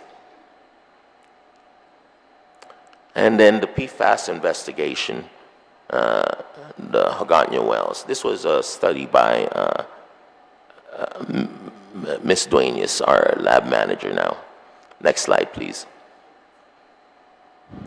So in the beginning, it was a fun project because we felt like private investigators, trying to find out where is this source, and everybody was chiming in. Guam EPA was involved, GWA was involved, everybody was involved. We're trying to say, did you check this? Did you check the mall? Did you check the water? Did you check? We checked it all. How about the airplane crash site, the wastewater? This was, we investigated, we took river water sample, swamp water, soil sample. And on the note here, every sample we took was positive of some PFAS. Next slide. So even upstream from any other place, like in the Chant River, it's like, even there you got positive? So we're starting to wonder, is this even in the air? So we're even thinking, should we test the rain as well? Is there PFAS just everywhere? We need to investigate, even maybe invest in this more and just see how ubiquitous this really is. One thing we learned about this is we kind of have an idea. We know where sources are, and we know where we now know what kind of PFAS and manufacturer, and so we know which one is fire foam or what, and what it was used for. And it gives us the characteristics of, the difference, like a fingerprint almost, of which one is not from fire foam, and maybe for sewer, we're wondering, or sewage. And so there's a new stage that we're talking about with Miguel from GWA on studying some of these and actually getting the effluent samples and maybe thinking about something like that. We're yet to come together and figure out that plan and right? Yes. So yes, we are working together, and we just started because we have a new director, and we're gonna get back together with all that. Next slide, please.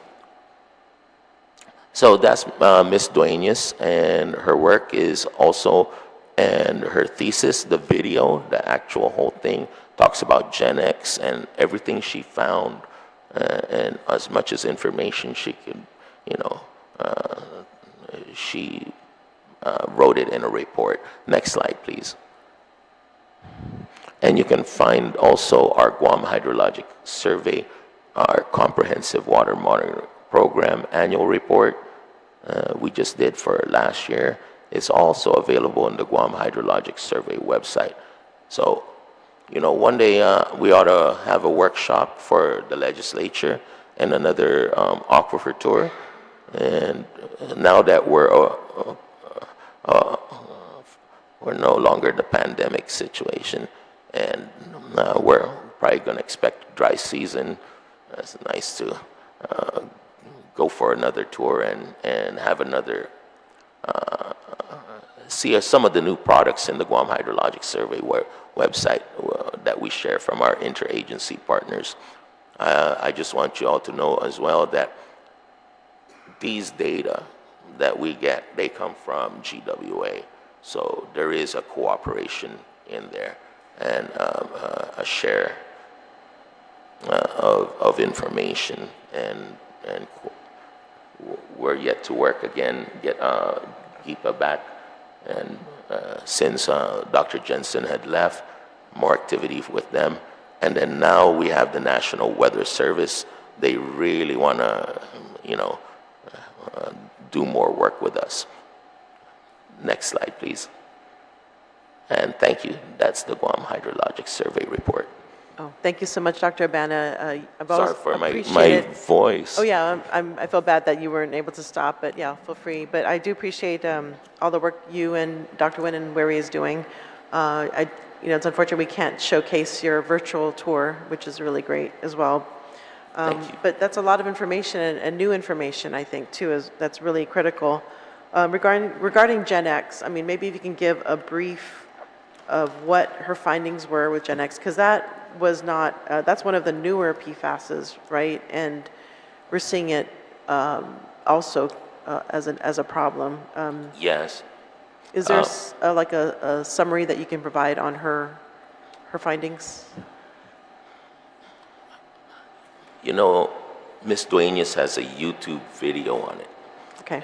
And it's available on the Weary website. You just type Duenas, and she talks about it. Okay. I haven't memorized anything about Gen X, but she did document it. Okay. So that's the best I could do for her too. Okay. I don't want to tell you any numbers and they're wrong. All right, thank you. Yeah, it's a good segue because the next topic we're talking about is nitrates. And so one of the things is that you showed in your modeling study was that with the development with, if you had septic tanks for 1/8 of an acre, the amount of nitrates would increase to 18 parts per million. Is that correct? Yes, for the condition scenario that we set for 6 people per houses and pushing 200 parts per million of nitrates down to the ground, and that's how it would spread, and it would accumulate and also intensify down to 18 parts per million. And so what is the MCL? In relation to the MCL, what is it? 10. Comparison? 10. 10. Okay, so it would exceed it. At that point, people who are drinking that water would, if it's not filtered, right, would experience health effects. Is that correct, Dr. Brian? If you can explain. Yes, nitrate primarily affects infants, babies, and that's well above the level where there's been documented cases of fatalities for infants. Okay, and then regards to, I know Dr. Jensen provided another report in regards to increasing trends in nitrate levels. What is the updated information regarding that? Are we seeing the trend materialize upward? Well, trend is, it was a good start when Ms. McDonald first started the study. You know, we have data. It's always a good practice to, let's start with something simple. Let's just look at the trend and how it's moving over time, and let's see how good of a fit, whether it passes an R-crit type of statistic analysis to it, whether it's significantly increasing or it's nothing to worry about. I also have, I have the data for you if you'd like, the whole spreadsheet. We're yet to put it in a report. It's so big now that we've expanded on it that we've learned in some cases some of it were actually correct. In some cases, there was just not enough data, but new data also shows something else. One of the things we did see was this, it was increasing, and then in some case, and then it flattened, you know, but if you continue at looking at it as a trend, it looks like an increasing trend. But if you look at from 2000 up, it probably reached the stage of its, you know, development, and it's probably hanging around at that level now. It's reaching a steady state, we'd like to say. So it's flattening. But in some cases too, we also have a lot of graphs that show some of the wells are still continuing to increase. So those are the interesting wells, the ones that are continuing. And then we list them as your top 10. You know, a lot of this is a communication I've worked with Ms. McDonald, the Groundwater Resources Development Group, and, you know, how do we know? How do we, you know, why, who came up with 1/8 of an acre? Who came up with half an acre? Why is it 1,000 feet? Who decided 300 feet for these regulations? Pretty interesting that, you know, it's surprising that our models are showing, wow, not bad of a regulation. You know, Madam Chair, it's quite surprising. Madam Chair, I think there's a flaw in this presentation. I'd like to ask a question.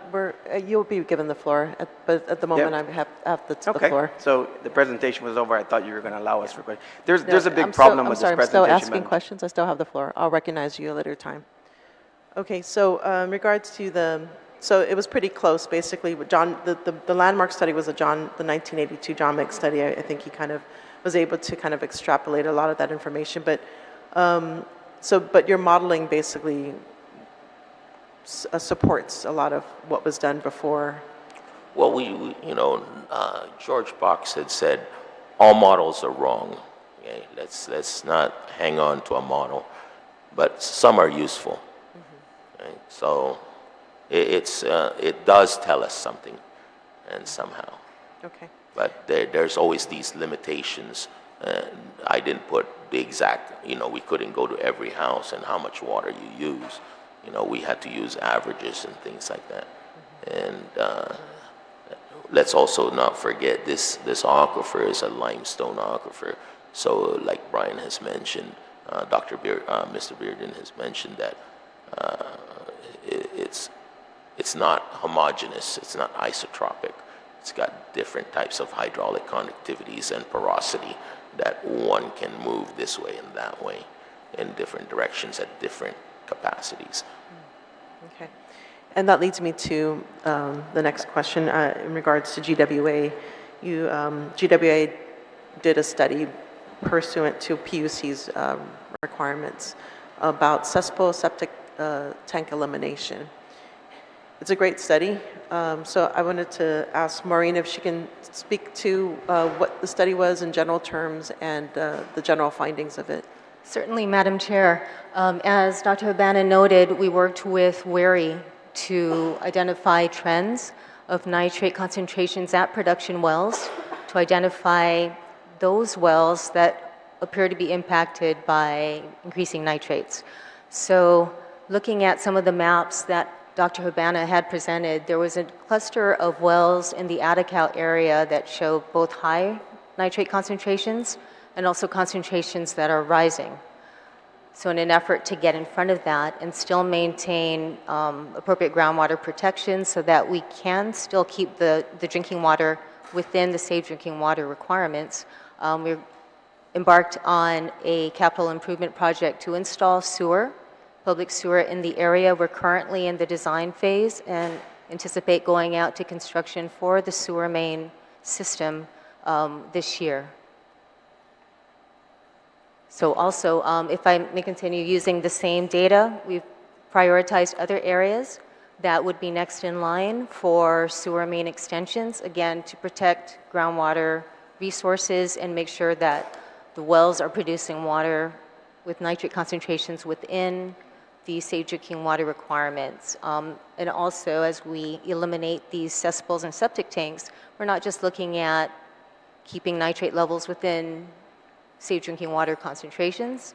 We're looking at other parameters that we've talked about today, including personal care products, cleaning agents, even medicines that end up in the wastewater stream that go to both septic tanks and then, which we want to transfer over to the public wastewater system so we can appropriately treat them and keep them out of the groundwater. Okay. Question for Deputy Director Santos. So, you know, what I said earlier about the watershed management goes hand in hand with the drinking water, the production and filtering, what have you.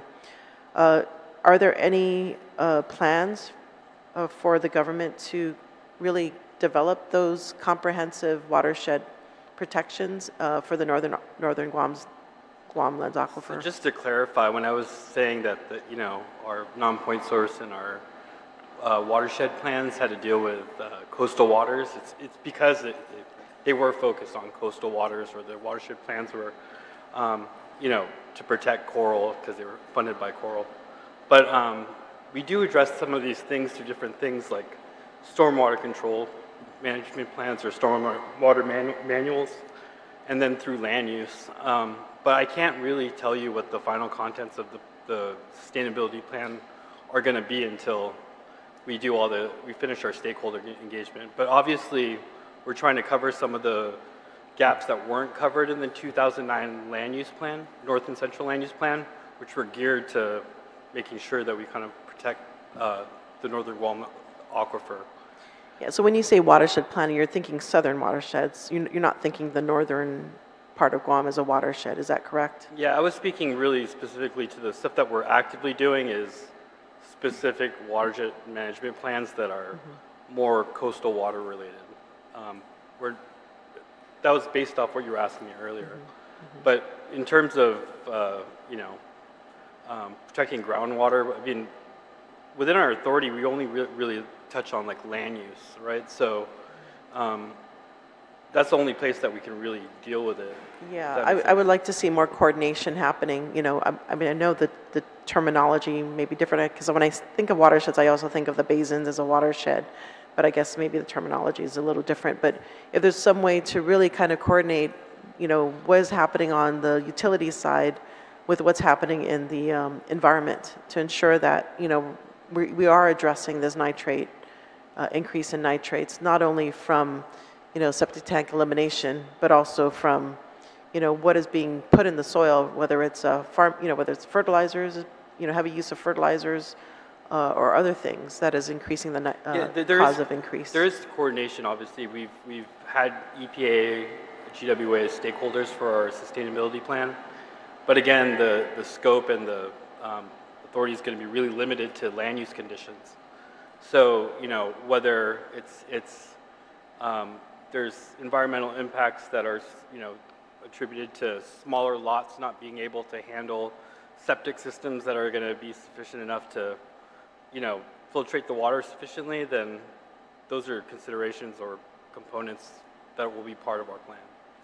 Okay. But BSP is in support of what GWA is doing, or EPA is doing in terms of their current regulations that are trying to just, you know, or take out these parental subdivisions or, you know, less than half acre or quarter acre lots from having septic systems, you know, due to the report from GWA.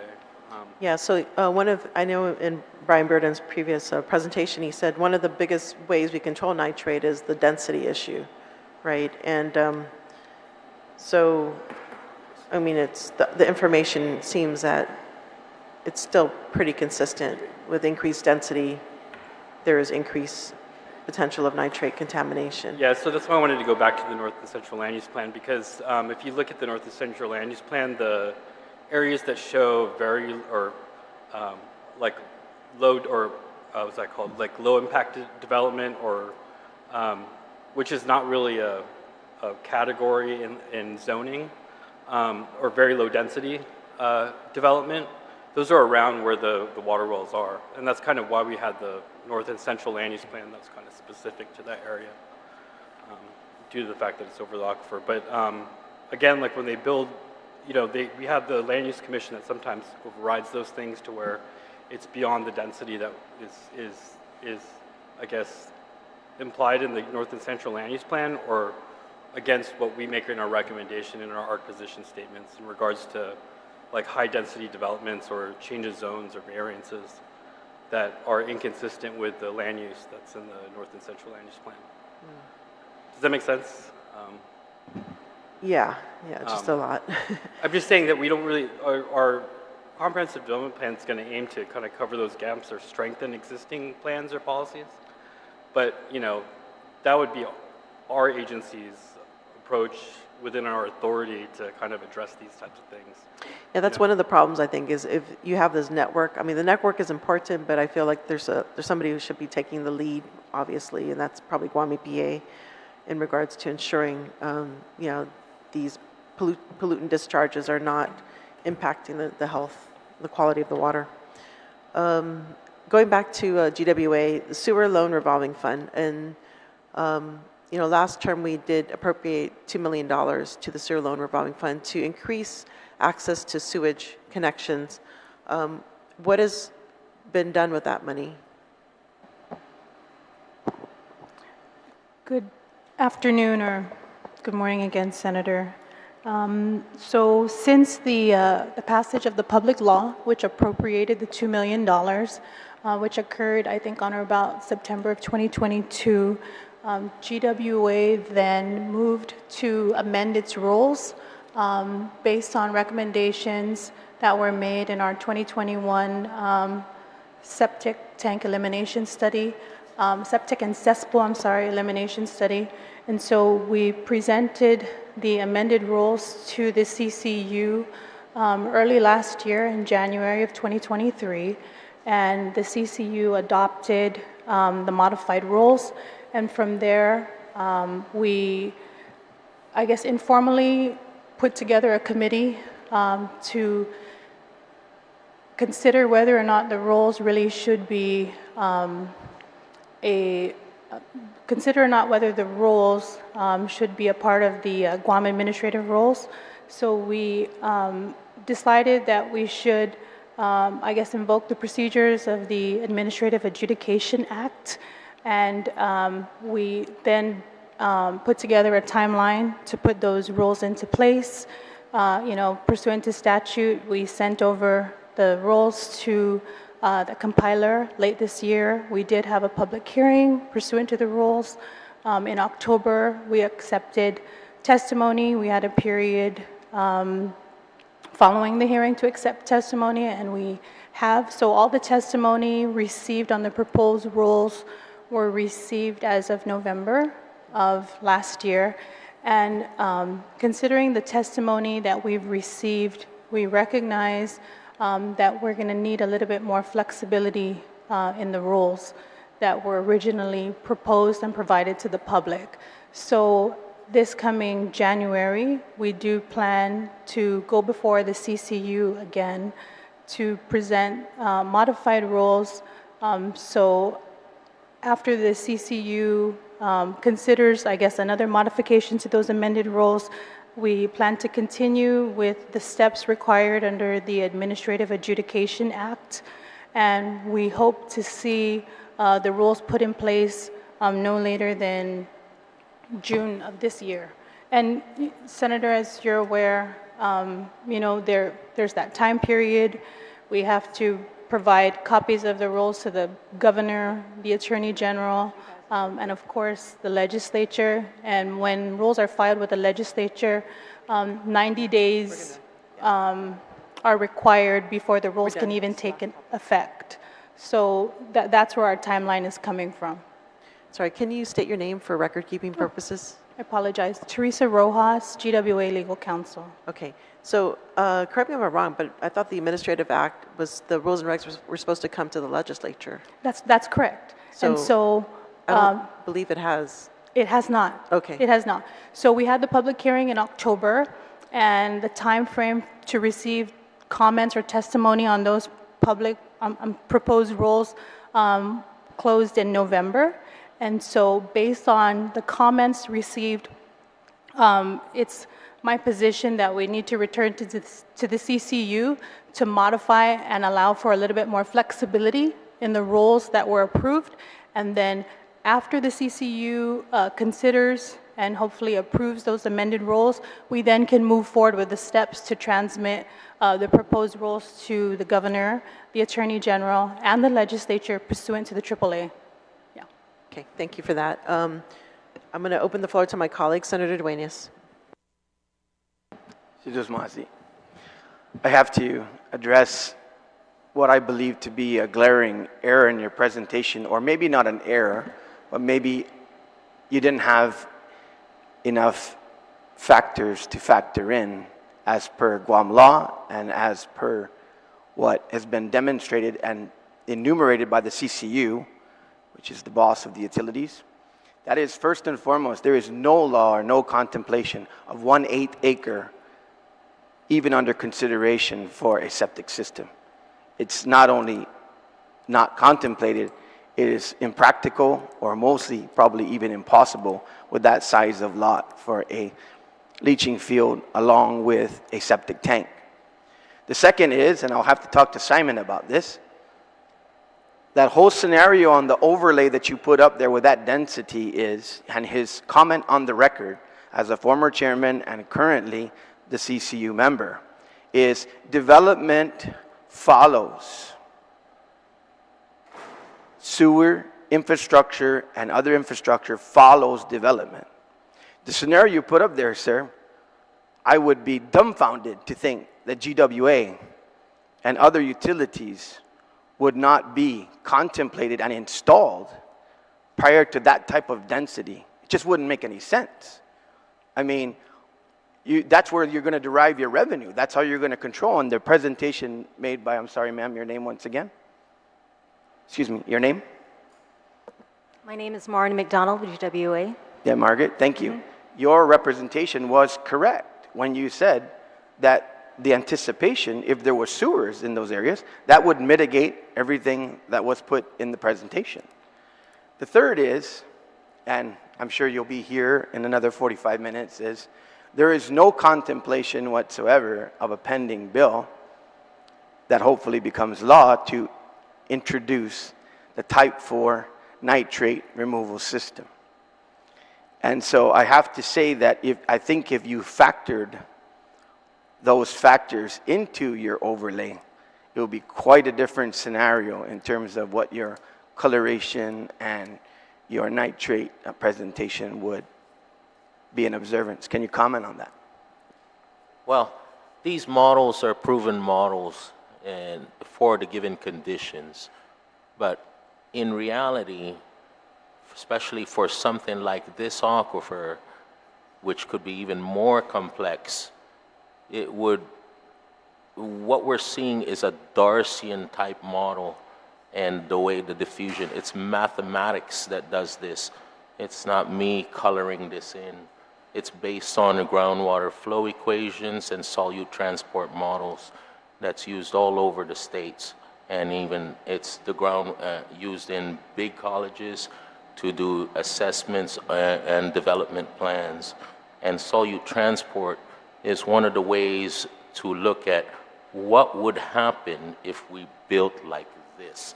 It was just a curious question that I was answering for Ms. McDonald in such a situation. We know not to build like that. We know not to build 1/8, that's, they have some limitations and regulations on that. But what if you did that and you did it at such density, such as this? And then what would a half acre? And these are actual parcels that are drawn there that exist.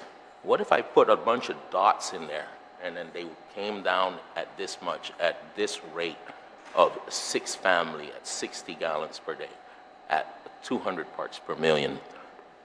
That's what the mathematics is telling us. We turn on the wells and the wells would draw on them, and that's the way the model works. But don't you think in balance, you could produce a model then that would show if you had sewer treatment in the, or sewage, infrastructure in the area, and if you had all of that density that was built with homes that had the nitrate removing system within their system, and they also had the fact well, that... I wasn't trying to go against a nitrate removing system. Right. This is a system that just drops nitrates. That's the scenario. Yeah. At that point, at the phreatic level, at the water table, Yeah. if that was the condition, and then what happened is we do know the concentrations at the well, so we keep increasing the nitrate levels, and then what would it take at that rate would that transport to the wells at the concentrations we're seeing? And it was interesting when we start with 50 parts per million, we're not getting the same match to the wells. Let's go take it up to 100 parts per million. It's in all simplicity of what we can do for modeling, because there's so many dots up there, we'd never know. And then what would that look like? And when we reached 200, we went at 50 increments. When we reached 200, and then we went to 300, it was way over. 200 was a nice sweet spot for that. And we assumed houses in Dededo had 6 family member. It could be 8, it could be 10, it could be 4 or 2. We said for each one, what would that look like? It's just something for us to see. It's not to say that you can't put nitrate reducing. Yeah, so you say it's just something to see. From a lawmaker's perspective, at least from my perspective, it's information that contemplates worst case scenario without mitigation. Would that be a proper statement? Well, no, it's just a scenario. Yeah. A scenario without mitigation. It's just a scenario of what it would look like. I didn't say anything But if about it was mitigated, it would look different. I'm sure. Yeah, because then you would remove it. Right. Yeah. That's I the wasn't point. arguing about that you can't mitigate it. Information can be skewed, so I just want this information on the record. Yeah. So that you understand, in order for regulation to be introduced, Yes. and how to manage our systems. Yes, we Because understand that. mitigation is a part of life. Everything we do that can cause environmental damage requires mitigation. Yes. So when we look at this scenario, somebody could take this out to a village meeting and go, look what's going to happen if this law passes. Look what's going to happen if these buildings are allowed to be built with all these evil people that own land and want to build on a quarter That wasn't acre. my message. Right, but That what I'm trying to wasn't my say, message but at all. I'm letting you know that in a political environment, in a legislative body where we have to pass laws, when you make a presentation with information that contemplates a scenario unmitigated, it's skewed. That's the point I wanted to make. Thank you, Madam Chair. I'm always with the what if we only. Let's always remember that I did start with that sentence. So when you have, from our perspective, when you have a what if, you do something about it. We understand. All right, thank you, Senator. Senator Brown. I don't know about you guys, but after age and time, sitting for almost 4 hours and talking, I appreciate you being able to still do your presentation because I know it's a lot of information. I want to stand up and stretch, and I know we have to wrap this up shortly, so I don't have any more questions. I appreciate the information provided. I mean, you guys are doing what you need to do. And you know, the political stuff, we can deal with it at our end and make the decisions we need. I think it's important that we know what the information's available, what the potential possibilities are, good or bad. You know, because there's some tough decisions to be made as Guam continues to, well, hopefully grow again. We've seen a big drop in population, but as the island continues to grow and develop, I mean, it's critically important that we address the proper management of our water resources. That to me is not something we get to compromise. And so anything we need to do to improve policy to do that or provide support, I think you guys have certainly provided more enlightenment. I hope to my other colleagues that are not here to listen to this that we need to put more investment in ensuring that we can maintain our water quality for our island and for our people. So thank all of you. I appreciate all the information and the time you provided, but for me, I'm getting too old. I have to stand up and stretch and move. I hope the chairwoman allows everybody to do that in a few minutes. Thank you so much. Happy New Year. Yeah, I just want to thank everyone for being here. As you know, protecting Guam's water is serious business, and it takes a lot of professionals like yourselves with different backgrounds to make sure that we protect our water. And we're very indebted to you for all the work that you've done. I'm very impressed with the work that you've done, and looking forward to continue the work together. And Masi, and Happy New Year. Thank you. At this time, we will adjourn the oversight, but we will recess until 1:30 this afternoon to hear testimony on Bill 175, and followed by that, Bill 50. Masi, have a great day.